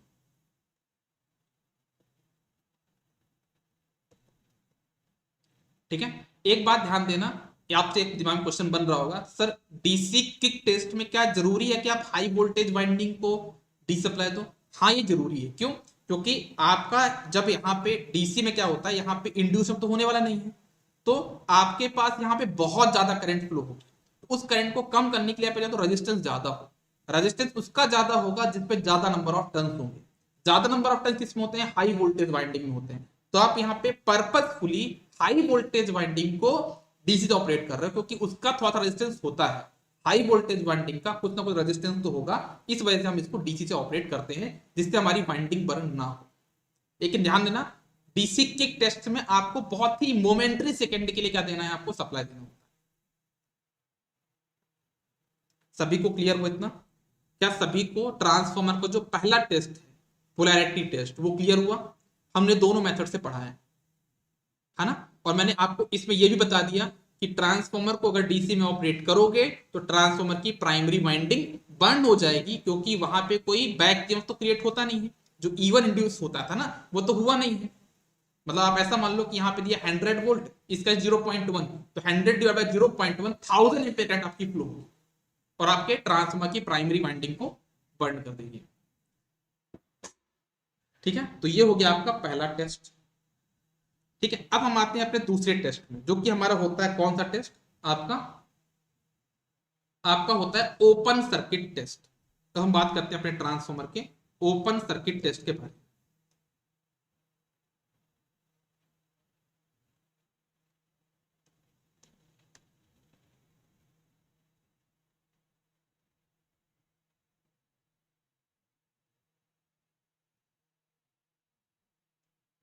अब हम बात करते हैं यहाँ पे किसके बारे में, ओपन सर्किट टेस्ट के बारे में। जैसे अगर हम बात करते हैं ओपन सर्किट टेस्ट, तो हमको ये समझना है कि ओपन सर्किट टेस्ट का पर्पस क्या है। ओपन सर्किट टेस्ट का पर्पस है हमको कांस्टेंट लॉस पता करना, इसका पर्पस यहाँ पे क्या है, कांस्टेंट लॉस को पता करना। हमको पता है हमारे ट्रांसफॉर्मर में जो कांस्टेंट लॉस होता है वो होता है आपका आयरन लॉस या फिर कोर लॉस। हमारा एक चीज यहाँ पे ध्यान रखना, कहीं पे भी शायद हमने कहीं बताया था ना आपको ये लॉस के बारे में, कॉपर लॉस होता है आपका वेरिएबल, क्योंकि करंट पर डिपेंड करता है, और ये जो आयरन लॉस आपका होता है कांस्टेंट, मतलब एडी करंट लॉस भी और हिस्टेरेसिस लॉस भी कांस्टेंट होता है, इसको लिखूंगा यहाँ पे कांस्टेंट। कोर लॉस होता है आपका कांस्टेंट, यहाँ पे लिख दे रहा हूं मैं, है ना। ओपन सर्किट टेस्ट होता है कांस्टेंट लॉस पता करने के लिए, जो हमारा क्या होता है आयरन लॉस। ये हमारा पहला पर्पज है, इससे हम ओपन सर्किट टेस्ट ये पता कर लेते हैं। और दूसरा हम ये चीज पता करते हैं ओपन सर्किट टेस्ट से कि हमारा जैसे मान लो ये पता है कि ओपन सर्किट टेस्ट मतलब हमारा जो आयरन लॉस है, मैं बोलता हूँ कि हमारा जो आयरन लॉस है वो 500 वॉट। तो ये 500 वॉट में कुछ हिस्सा किसका होगा, एडी करंट का होगा, कुछ हिस्टेरेसिस का होगा, क्योंकि दोनों लॉस होते हैं ना, आयरन लॉस में दोनों लॉस आते हैं, हिस्टेरेसिस लॉस भी आता है, एडी करंट लॉस भी आता है। तो अगर हमको सेपरेट करना हो, हमको क्या करना हो, सेपरेट करना हो कि कितना हिस्टेरेसिस है कितना एडी करंट है, उसके लिए भी हम लोग ओपन सर्किट टेस्ट को पता लगाते हैं, निकालते हैं। तो हम लोग क्या करते हैं यहाँ पे, to separate WE and WH, दोनों को अगर हमको सेपरेट करना तो हम लोग क्या करते हैं, ओपन सर्किट टेस्ट को परफॉर्म करते हैं।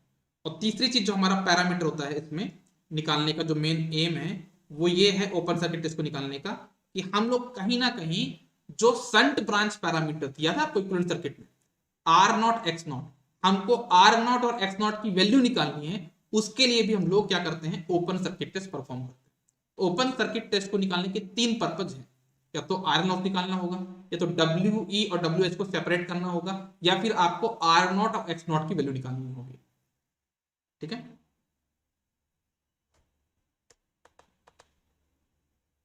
R0 एंड X0 कैलकुलेशन, इसको हम बोलते हैं संट ब्रांच पैरामीटर बोलते हैं ना, याद रखना, इसको हम लोग संट ब्रांच पैरामीटर भी बोलते हैं। ठीक है, ओके। अच्छा, ओपन सर्किट टेस्ट में हम लोग क्या कहते हैं, नाम है ना ओपन सर्किट टेस्ट, मतलब हम इसमें लोड को ओपन करते हैं, है ना। ओपन सर्किट टेस्ट के लिए हम लोग क्या करते हैं, लोड को ओपन कर देते हैं, हमारा सर्किट कुछ ऐसा बन जाए। एक सर्किट डायग्राम बना के दिखा देता हूं मैं आपको। जैसे मान लो ये मेरे पास यहाँ पे ट्रांसफॉर्मर है,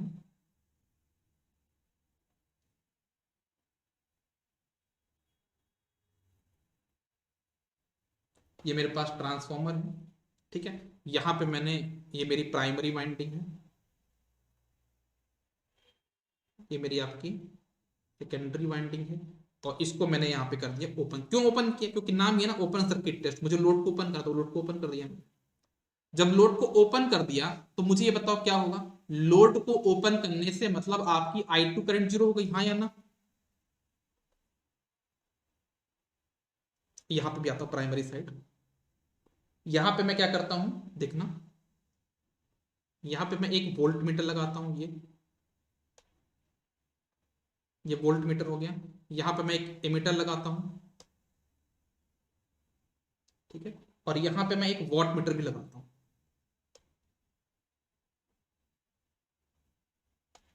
वॉट मीटर समझते हो क्या होता है, करंट कॉइल पोटेंशियल कॉइल, ये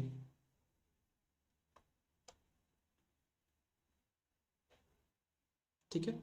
ये आपका है वोल्ट मीटर, ये है आपका एमीटर, और ये आपका यहाँ पे W वॉट मीटर। ठीक है, तो यहां पे समझना ओपन सर्किट टेस्ट में होता क्या। जैसे मान लो आपने यहाँ पे सप्लाई दी, कुछ आपने सप्लाई दी, सप्लाई देने से यहाँ पे क्या होगा, एक करंट फ्लो होगी आई म्यू, कौन सी करंट फ्लो होगी, आई म्यू। वो जाके इस ट्रांसफॉर्मर पे क्या क्रिएट कर देगी, आपका आपका फ्लक्स क्रिएट कर देगी। ठीक है, क्योंकि आई म्यू करंट यहाँ पे आई है, क्योंकि एक प्रैक्टिकल ट्रांसफॉर्मर है, इसमें कोर भी है, तो आपका कोर लॉस भी होगा। तो उस कोर लॉस को होने के लिए आपके पास यहाँ पे क्या है, एक दूसरी करंट फ्लो होगी यहाँ पे सप्लाई से, जिसको हम बोलते हैं IW। तो यहाँ पे आपका कोर लॉस भी हो जाएगा। ठीक है, अब क्योंकि यहाँ पे I2 करंट जीरो है, तो यहाँ पे फाइव टू डैश तो आएगा नहीं, जब फाइव टू नहीं आएगा तो यहाँ पे प्राइमरी काउंटर बैलेंसिंग करंट नहीं होगी। मतलब इस पूरे ऑपरेशन में हम देख सकते हैं कि कॉपर लॉस तो हुआ ही नहीं। क्यों नहीं हुआ कॉपर लॉस, क्योंकि आपका I2 जीरो है। जब I2 जीरो है तो आपका प्राइमरी काउंटर बैलेंसिंग करंट भी जीरो है, मतलब ना तो आपका प्राइमरी साइड कॉपर लॉस हुआ, ना तो सेकेंडरी का हुआ। तो पूरे ट्रांसफॉर्मर में कौन सा लॉस हुआ, आपका कॉपर लॉस हुआ, कोर लॉस हुआ। पूरे ट्रांसफॉर्मर में कौन सा लॉस हुआ, आपका आयरन लॉस हुआ ना। क्योंकि आपका कहीं पे कॉपर लॉस तो हुआ नहीं, सेकेंडरी में करंट जीरो है, प्राइमरी साइड की मेन करंट जीरो है। आईएमयू और आईडब्ल्यू बहुत कम करंट होती है, आईएमयू और आईडब्ल्यू 2 3 4 5% होती है ना, तो ये करंट बहुत ही कम है। तो आपका प्राइमरी साइड भी ऑलमोस्ट करंट कम है, सेकेंडरी साइड भी करंट है ही नहीं, मतलब आपका यहाँ पे आपका कॉपर लॉस तो हो ही नहीं रहा। कौन सा लॉस हो रहा है आपके पास यहाँ पूरा पूरा आयरन लॉस हो रहा है। तो जो वॉट मीटर की रीडिंग देगी वो क्या होगी आपकी पूरी की पूरी आयरन लॉस।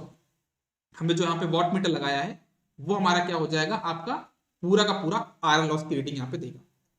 क्या बोला मैंने यहाँ पे, आपका जो वॉट मीटर है उसकी जो रीडिंग क्या होगी वो आपका आयरन लॉस की रीडिंग होगी, वो हमारा क्या होगा आयरन लॉस की रीडिंग। ठीक है। अच्छा एक क्वेश्चन बनता है कि हम लोग यहाँ पे जो वॉट मीटर लगाए हैं, हम लोग यहाँ पे जो वॉट मीटर लगाए हैं वो वॉट मीटर जो है, तो जो हमने यहाँ पे वॉट मीटर लगाया हुआ है वो किस टाइप का वॉट मीटर है। आप देखो हमारा ट्रांसफॉर्मर यहाँ पे किस मोड पे है, नो लोड कंडीशन पे। जब वो नो लोड कंडीशन में तो उसका पावर फैक्टर हमेशा 0.5 से कम होता है। याद रखना आपके ट्रांसफॉर्मर का जो पावर फैक्टर है वो 0.5 से कम होगा। अभी 1 2 3 दिन पहले हमने डिस्कस किया था वॉट मीटर में दो टाइप के वॉट मीटर होते हैं, एलपीएफ वॉट मीटर और एचपीएफ वॉट मीटर। जिन ऐसे वॉट मीटर जिनका पावर फैक्टर 0.5 से कम ऑपरेट करते हैं उसको बोलते हैं एलपीएफ वॉट मीटर। तो यहां पे जो वॉट मीटर लगा कैसा होगा, वो एलपीएफ वॉट मीटर होगा।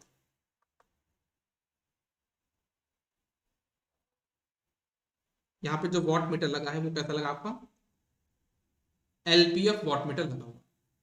ठीक है। एक और चीज बनती है कि जो हम ओपन सर्किट टेस्ट परफॉर्म कर रहे हैं तो ये वाला देखो हमने टेस्ट कहां परफॉर्म किया है, लो वोल्टेज साइड पे परफॉर्म किया। क्यों किया है, क्योंकि हमको यहाँ पे जो सप्लाई देनी है रेटेड वोल्टेज, हमको यहाँ पे रेटेड वोल्टेज देना है ना इनपुट पे। तो रेटेड वोल्टेज कम होगा किसकी, लो वोल्टेज के लिए। लो वोल्टेज मान लो यहाँ पे 50 वोल्ट है, यहाँ पे 5000 वोल्ट है, तो आपका 50 वोल्ट में काम बन जाएगा। तो कम वोल्टेज में आपका एक टेस्ट परफॉर्म किया जाता है, इसलिए हम क्या करते हैं ओपन सर्किट टेस्ट को हम लोग लो वोल्टेज साइड परफॉर्म करते हैं। हम चाहे तो इसको हाई वोल्टेज से भी परफॉर्म कर सकते हैं, उतना ही लॉस आएगा हमें, पता नहीं कुछ अलग वैल्यू आ जाएगी, बट थोड़ा सा हमारे लिए महंगा पड़ जाएगा टेस्ट को परफॉर्म करना। लेकिन अगर वो टेस्ट हम लो वोल्टेज साइड करेंगे तो हमारा टेस्ट थोड़ा सस्ता पड़ जाएगा, लो वोल्टेज हमारा काम चल जाएगा। तो हमने क्या बोला यहाँ पे, test is performed on low voltage side.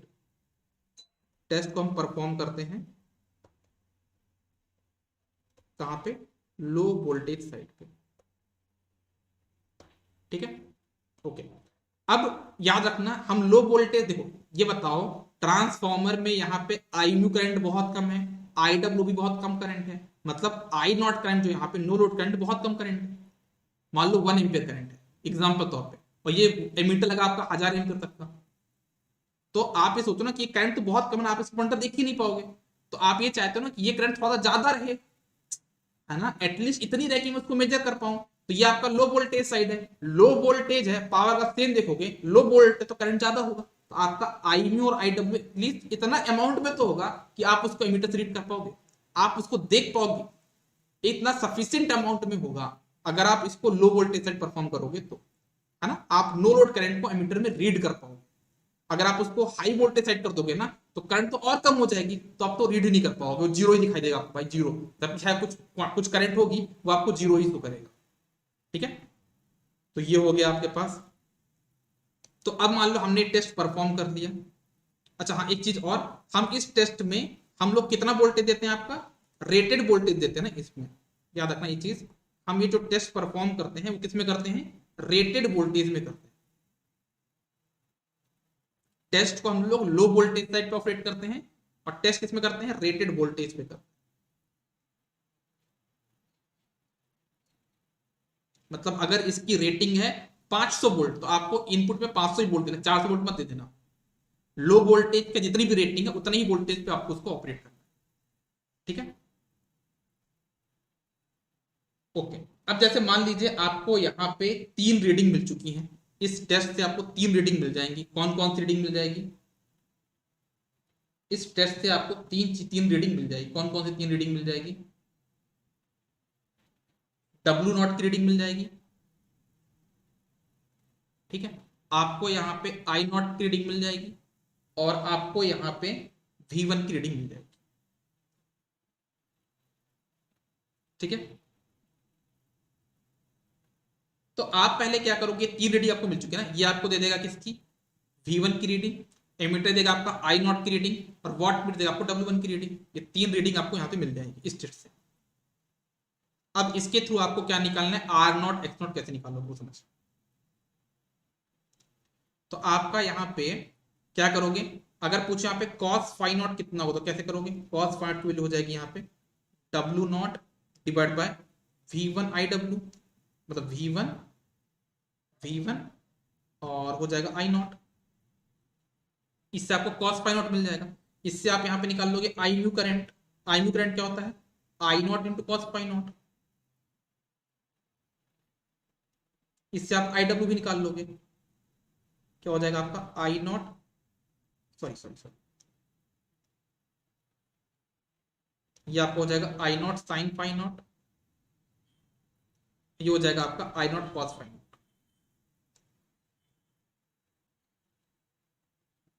ठीक है, आई म्यू IW आ गया, तो भाई अब आपसे R0 X0 नहीं निकाल पाओगे। कहीं ना कहीं मैंने फॉर्मूला बताया था आपको R0 X0 का, बताता हूँ कहाँ पे फॉर्मूला बताया था मैंने, कहीं पे मैंने आपको R0 X0 बताया था। R0 कितना होता है V1 बाय IW, और X0 क्या होता है V1 बाय IU, तो आप वो नहीं निकाल लोगे यहाँ से, डेफिनेटली निकाल लेंगे। तो आपके पास यहाँ पे R0 की वैल्यू हो जाएगी कितना, V1 जो कि आपको रीडिंग मिली हुई है यहाँ पे, V1 डिवाइड बाय आपका हो जाएगा IW।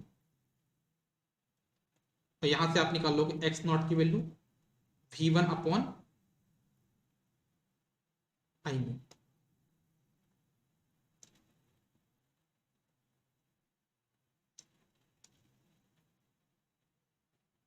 तो हमारा जो टास्क था वो हमने कंप्लीट कर लिया है। हमने यहाँ पे आयरन लॉस बता दिए भाई, इसमें आयरन लॉस कितना होगा परसेंट टेस्ट में, जो आपका वॉट मीटर की रीडिंग होगी वही आपका क्या होगा, आयरन लॉस होगा या कोर लॉस होगा।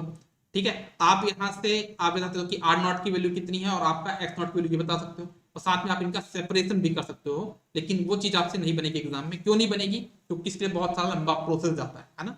W और WH का जो सेपरेशन है उसमें आपको क्या करना पड़ता है, वो अपन फुल कोर्स में डिस्कस करेंगे, मैं यहाँ पे नहीं बता सकता उस चीज को। ठीक है, अभी मैं थोड़ा सा अपने आप को उतना ही स्ट्रिक्ट रख रहा हूँ जितना कि आपके पास ऑब्जेक्टिव क्वेश्चन बन सकते हैं। ठीक है, सभी को यहाँ तक क्लियर, एक बार कंफर्म करिए, है ना। हम लोग को टेस्टिंग पूरा कंफर्म करके क्लास को बंद करेंगे ना। टेस्ट हो जाएगा तो हमारे पास रेगुलेशन इफिशियंसी बहुत जल्दी हो जाएंगे, फिर 3 फेज ट्रांसफर भी हो जाएगा, है ना। चलिए, तो ये हो गया आपका ओपन सर्किट टेस्ट के बारे में। अब हम लोग आगे बढ़ते हैं अपने शॉर्ट सर्किट टेस्ट की तरफ। ठीक है, अब हम लोग आगे बढ़ते हैं किसमें, अपने शॉर्ट सर्किट टेस्ट की तरफ।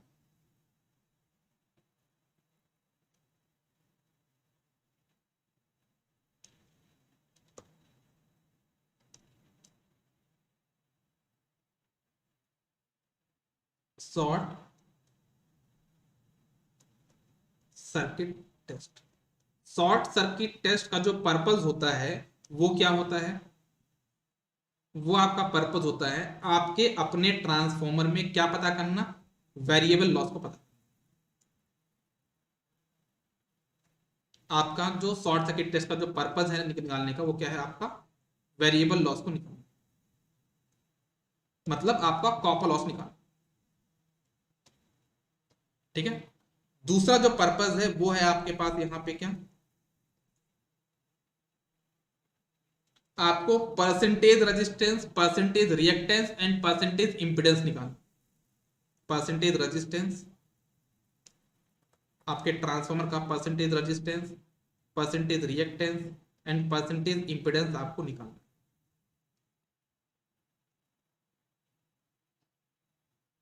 ठीक है, और साथ ही आपको यहाँ पे R01, X01 और Z01 की वैल्यू निकालनी। कौन कौन सी वैल्यू निकालनी है आपको, R01, X01 एंड Z01 की वैल्यू निकालनी। तो आप यहाँ पे क्या करते हो, शॉर्ट सर्किट टेस्ट परफॉर्म करने के लिए आप इसको परफॉर्म करते हो हाई वोल्टेज साइड। ठीक है, आप यहाँ पे हाई वोल्टेज साइड करते हो और क्या करते हो कि आप इसमें इतनी करंट रखते हो कि रेटेड करंट फ्लो, आप इतना इतना सप्लाई दोगे कि इसमें आपके सेकेंडरी साइड में रेटेड करंट फ्लो। ठीक है ना,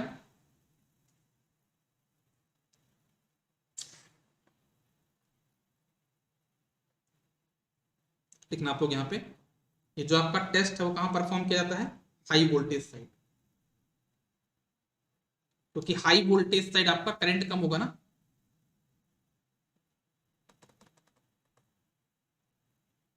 टेस्ट को हमने क्या किया, परफॉर्म किया है कहां पे, हाई वोल्टेज साइड।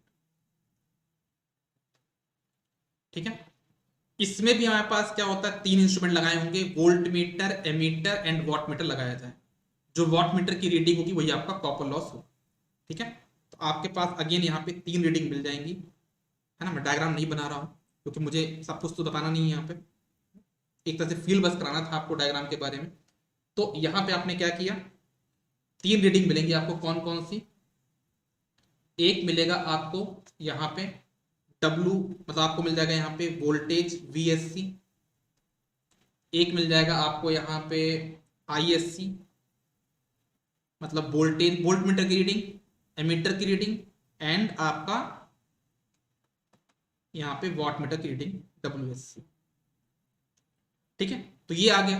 अब आप एक काम करोगे, अगर आप यहां से क्या कर दोगे, अगर आप यहां से क्या निकालना है आपको, ये percentage resistance, percentage reactance, percentage Z, ये निकालना है, R01, X01, Z01 निकालना है ना। तो याद रखना ये जो WSC है ना वही आपका कॉपर लॉस, जो WSC है वही आपका कॉपर लॉस।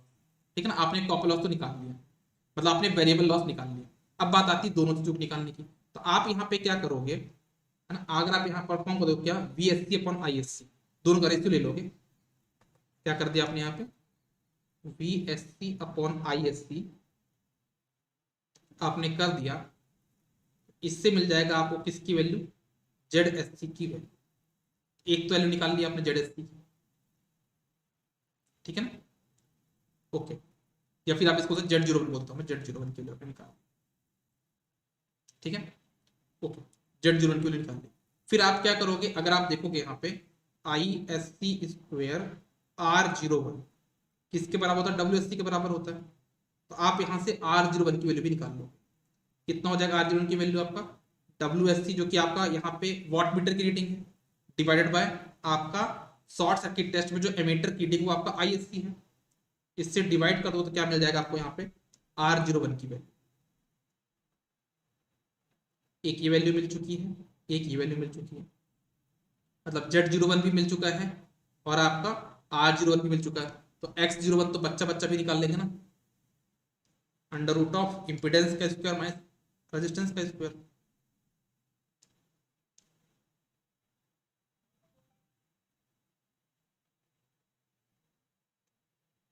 तो ये हमने इसको भी निकाल लिया।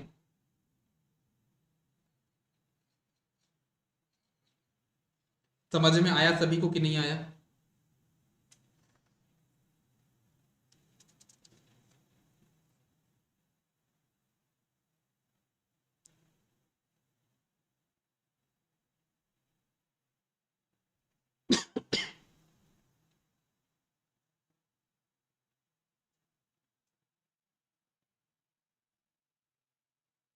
लिखा ना मैंने high voltage side, high voltage side लिखा ना बेटा मैंने। ठीक है, सबको यहां तक क्लियर है, बताइए। तो हमने यहाँ पे तीनों टेस्ट परफॉर्म कर लिए हैं, हमने जो तीनों टेस्ट थे वो हमने परफॉर्म यहाँ पे कर लिए। इफिशियंसी और पढ़ लें क्या, इफिशियंसी और पढ़ लें क्या, बताओ जरा, 10 मिनट लगेगा टाइम, इफिशियंसी और पढ़ लेते हैं। ठीक है, इतना पेन नोट कर लो फिर आगे बढ़ते हैं। आप ये समझो, इफिशियंसी और रेगुलेशन 15-15 मिनट के टॉपिक है आपका, सिंगल फेज खत्म, 3 फेज बचेगा बस।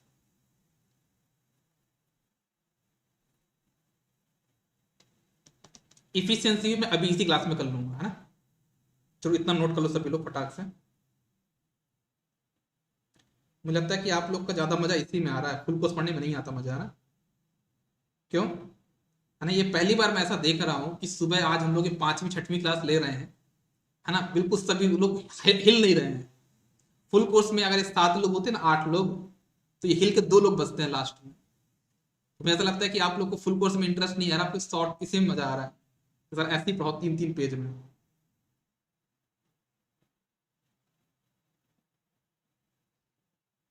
रिकॉर्डिंग कब मिलेगा, मिल जाएगा, बिल्कुल मिल जाएगा रिकॉर्डिंग। थोड़ी देर में मिल जाएगा, आधे घंटे में। ठीक है, हम लोग का एम तो बहुत लंबा एम लेके चले अपन, 18 तारीख के पहले 60% सिलेबस खत्म, है ना। 18 तारीख के पहले हम लोग 60% सिलेबस खत्म कर देंगे। बस आप लोग क्वेश्चन प्रैक्टिस कर लो अपने हिसाब से। और एक चीज मैं और बोलूंगा, ये गलती मत करना कि आप यूथ परसेंट बुक उठा के सारे क्वेश्चन सॉल्व कर ना, ये मत करना, है ना। या फिर ऐसा कर लो, एक चीज मैं कर सकता हूँ, मैं आपको बताता हूँ क्या कर सकते हो। जैसे मान लो आपका यू डबल की प्रैक्टिस करनी है, ठीक है, यू डबल की आपको प्रैक्टिस करनी है, तो आप क्या करो, आज जो है तो रात में 10-11 बजे उठाना बुक, है ना। उस पर आप कैसा करना, 5 के मल्टीपल क्वेश्चन करना, 5वां 10वां 15वां 20वां 25वां 30वां, ऐसे करके सॉल्व कर। तो 500 क्वेश्चन में 10 क्वेश्चन आपको सिर्फ 50 क्वेश्चन सॉल्व करने, है ना। समझ में आई बात, मतलब क्या कि पूरी वैरायटी कवर कर लोगे 1 घंटे में, है ना। कल क्या करना है, 4 का मल्टीपल कर देना, 4 8 12 ऐसा करके। परसों क्या करना, फिर आप 3 का मल्टीपल सॉल्व कर देना, 3 30 300 ऐसा करके। समझ में आया, मतलब कहने का मतलब ये है कि अभी आपका टाइम ये है, ये नहीं कि आप एक सब्जेक्ट को पूरा दिन पढ़ो ना, आपका टाइम ये है कि सभी सब्जेक्ट को थोड़ा थोड़ा डेली पढ़ो, डेली पढ़ो थोड़ा थोड़ा, सभी क्वेश्चन सॉल्व करो, हर एक सब्जेक्ट क्वेश्चन सॉल्व करो। अगर आप सिर्फ ऐसा करोगे ना कि आज हम लोग सिर्फ ट्रांसफॉर्म बस पढ़ लिए और ट्रांसफॉर्म में क्वेश्चन सॉल्व कर रहे हैं, तो 28 के पेपर भाई भूल जाओगे है ना, 28 के पेपर भूल जाओगे क्या क्वेश्चन सॉल्व किए हो। तो अभी क्या करना है आपको, कोई भी बुक उठाते हो उसके मल्टी सारे क्वेश्चन सॉल्व मत करो, कुछ क्वेश्चन सॉल्व करो, कुछ एक सीक्वेंस बनाओ कि 5वां 10वां 15वां सॉल्व करना है मुझे, नेटवर्क का मशीन का 10वां सॉल्व करना है, इस टाइप से। तो शॉर्ट नोट्स आप इसको बहुत अच्छे से बना के चाहो तो प्रिंट आउट भी निकलवा सकते हो, है ना। चलो आते हैं हम लोग कहाँ पे, आपके नेक्स्ट टॉपिक पे, जो कि है आपका इफिशियंसी।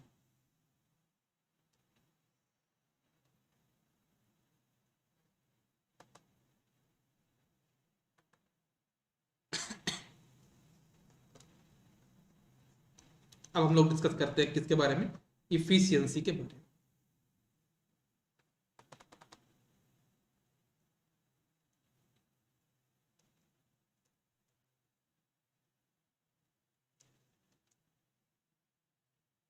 अच्छा एक चीज आपको मैं बताऊंगा,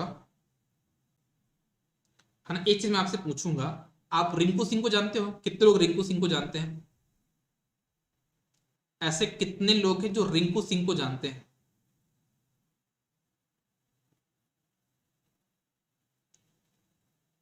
बताइए, कोई किसी ने नाम सुना कि नहीं सुना अभी तक।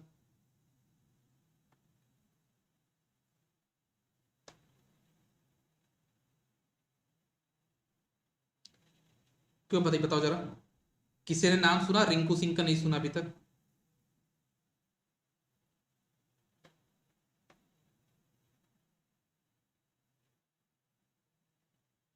बताइए, के आर का प्लेयर है, इसके बारे में और क्या सुना आपने, है ना। अगर किसी ने नहीं सर्च किया, किसी ने नहीं पता, मैं बताता हूँ थोड़ा सा, है ना। मैं आपको थोड़ा सा हिस्ट्री बताता हूँ, अभी अभी कुछ 4-5 दिन पहले की बात है ना। के आर को, मतलब के आर जो अभी आईपीएल चल रहा है ना, आईपीएल जो चल रहा है उसमें के आर को 5 बॉल में 29 रन चाहिए थे। कितने चाहिए थे, 5 बॉल में 29 रन, 5 बॉल बची थी, और कितने रन चाहिए थे, 29 रन चाहिए थे। और 19वां ओवर चल रहा था, लास्ट ओवर चल रहा था, मतलब लास्ट ओवर तभी तो 5 बॉल बची थी। और बैटिंग में कौन थे, रिंकू सिंह, है ना। उन्होंने इतना बड़ा गेम खेल दिया कि उन्होंने इस 5 बॉल पे 5 छक्के मार के 30 रन बना दिए, है ना। ये उन्होंने जो काम किया ना, इतने फेमस हो गए वो, आप उनका वीडियो देखना, पुराने पता कितने छोटे से घर में रहते थे, है ना। मतलब आप उनका वीडियो देखोगे ना, यूट्यूब पे डला हुआ है, मतलब इतने छोटे से नॉर्मल से घर में रह रहे हैं वो, है ना।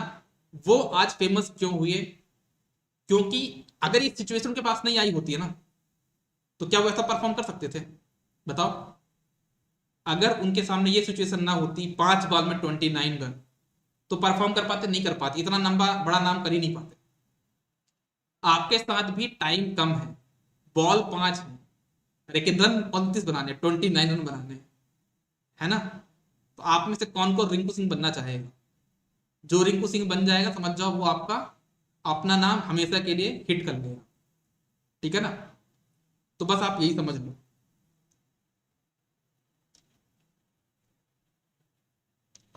चलो, बहुत बढ़िया प्लेयर है ना। चलो, तो अब हम बात करते हैं इफिशियंसी की। तो इफिशियंसी हमारी क्या होती है? इफिशियंसी हमारी होती है हमेशा से output power upon input power, output upon output power upon input power, ये हमारी होती है इफिशियंसी।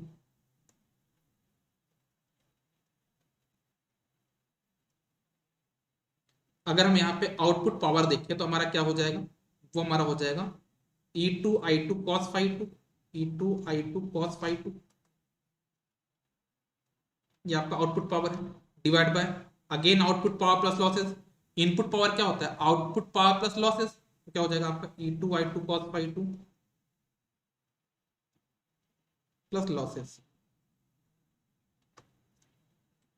तो अगर हम यहां पे पूछे efficiency at fraction of load, efficiency at X fraction of load, X of load, तो ये क्या हो जाएगा आपके पास? ये फॉर्मूला हो जाएगा आपके पास यहाँ पे x into E2 I2 cos phi 2, E2 I2 cos phi 2 divided by, ये सेम चीज रहेगी, मैं बार बार नहीं लिख रहा हूं यहाँ पे ना, सेम चीज यहाँ पे आ जाएगी, जो ऊपर लिखा हुआ यहाँ पे आ जाएगा, है ना।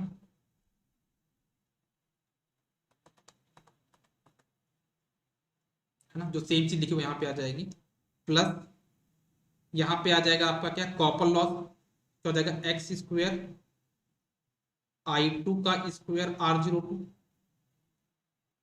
प्लस आपका हो जाएगा WI मतलब क्या? आपका आयरन लॉस। एक मिनट अच्छे से लिखता हूँ, तो बहुत किचकिच हो गया है यहाँ पे, तो अच्छे से लिखता हूँ इसको। ये आपका हो जाएगा कितना? ये आपका हो जाएगा x into E2 I2 cos phi 2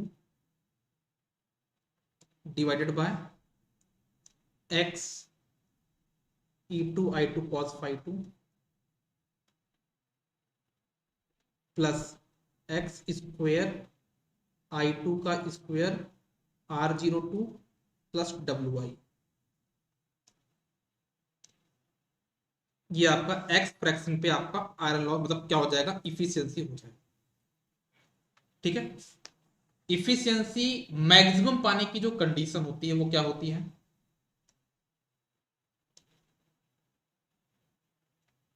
condition for maximum efficiency,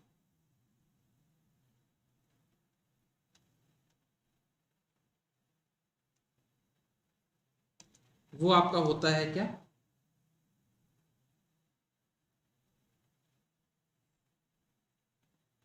वो होता है आपके पास यहाँ पे कि आपका जो फुल लोड कॉपर लॉस है, क्या होती कंडीशन आपका? जो फुल लोड कॉपर लॉस है वो बराबर हो जाएगा आयरन लॉस के। ये होता है आपके पास यहाँ पे क्या? आपका कंडीशन फॉर मैक्सिमम इफिशियंसी। मतलब आपके कहने का मतलब क्या है कि आपका यहां पे क्या बोलोगे?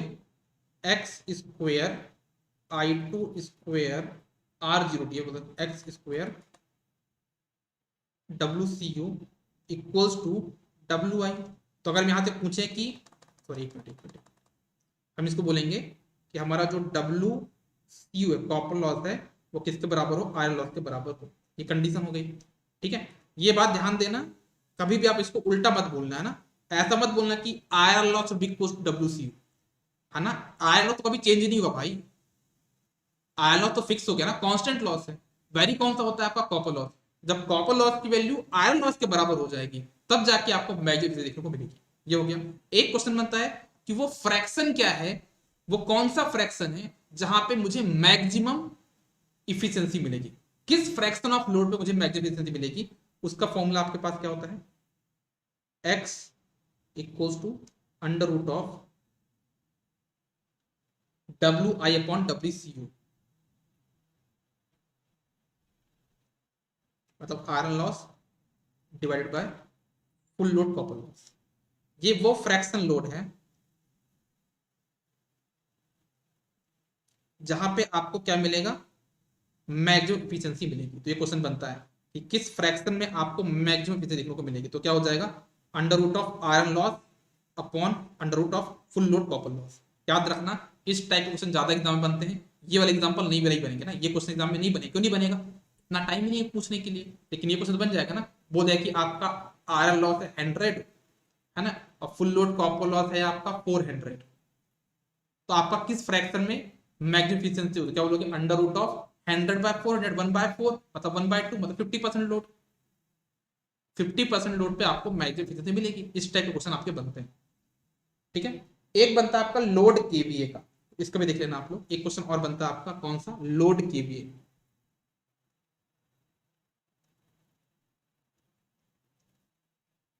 कि आपका लोड केवीए क्या होगा एट मैक्सिमम इफिशियंसी। ये होता है आपका किसके बराबर, ये होता है आपके पास किसके बराबर, full load KVA, full load KVA into under root of iron loss divide by full load copper loss.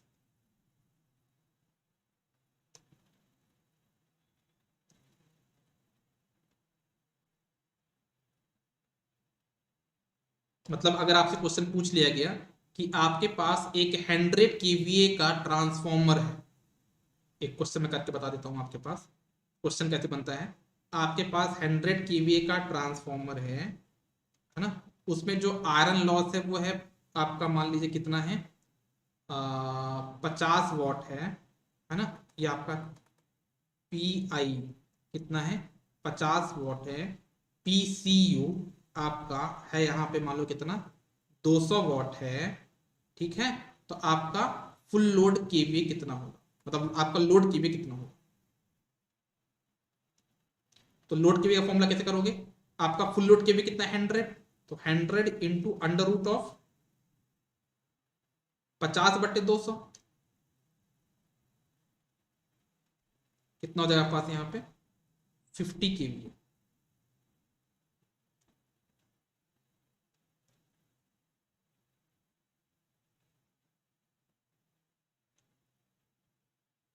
ठीक है, सभी को क्लियर है यहां तक, बताइए।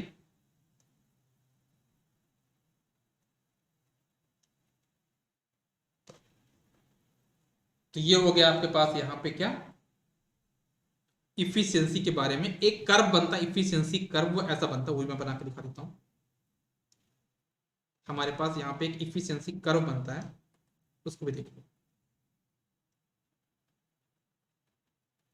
यहाँ पे आपका लोड है ना, यहाँ पे आपका परसेंटेज इफिशियंसी है ना, यहाँ पे आपका क्या है मान लो लोड करेंट है IN, ठीक है। तो आप जैसे मान लो यहाँ पे किसी एक पॉइंट पे क्या होगा, WI इक्वल्स टू WC, मतलब सॉरी WCU इक्वल्स WI होगा, ठीक है। ऐसा तो आपका कर्व ऐसा बना।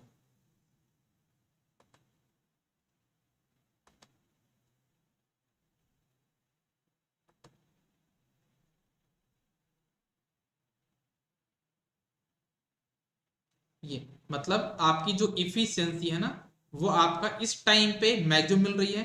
अगर आप इधर रीजन में जाओगे तो कम हो जाएगी, इधर जाओगे तो कम हो जाएगी, ठीक है। तो ये हो गया आपका इफिशियंसी कर्व। बहुत बहुत धन्यवाद, है ना। हमने इफिशियंसी भी पढ़ लिया है, बचा है हमारा रेगुलेशन और 3 फेज ट्रांसफॉर्मर। तो वो हम लोग कब डिस्कस करेंगे, अभी जो हमारी क्लास होगी ना, बताओ 1.5 घंटे तो ऐसे ही हो गए यार। कितने बजे क्लास है हमारी, 7 बजे, ठीक है। हाँ अरे 7 तो ऐसे ही बज गए। अरे साल ये क्या हो रहा है यार, है? बोलो, आपकी आवाज नहीं आ रही है। हाँ बोलिए।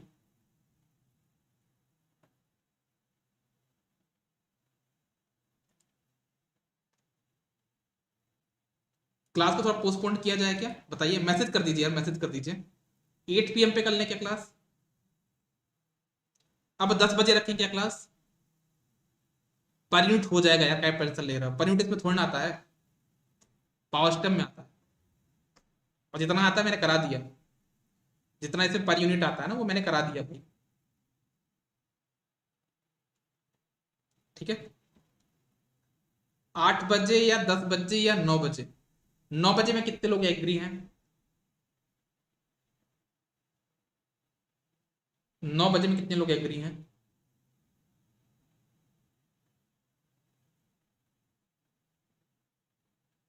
अपनी क्लास 5 बजे थी ना यार, इतना दिक्कत लेट हो गया यार, 7 बज गए। चलो ठीक है, 9 बजे रख देते हैं ना, 9 बजे चलेगा। पावर स्टार भी कुछ टाइम के लिए भूल जाओ। ठीक है ना, अभी 2 मिनट कुछ देर के लिए पावर स्टार भूल जाओ। अभी फुल कोर्स नहीं लेंगे कुछ टाइम तक, जब तक इन लोग का एग्जाम नहीं हो जाता, उसके बाद फुल कोर्स में आएंगे। ठीक है, 9 बजे रख लेते हैं क्लास, ठीक है, 9 PM, डन।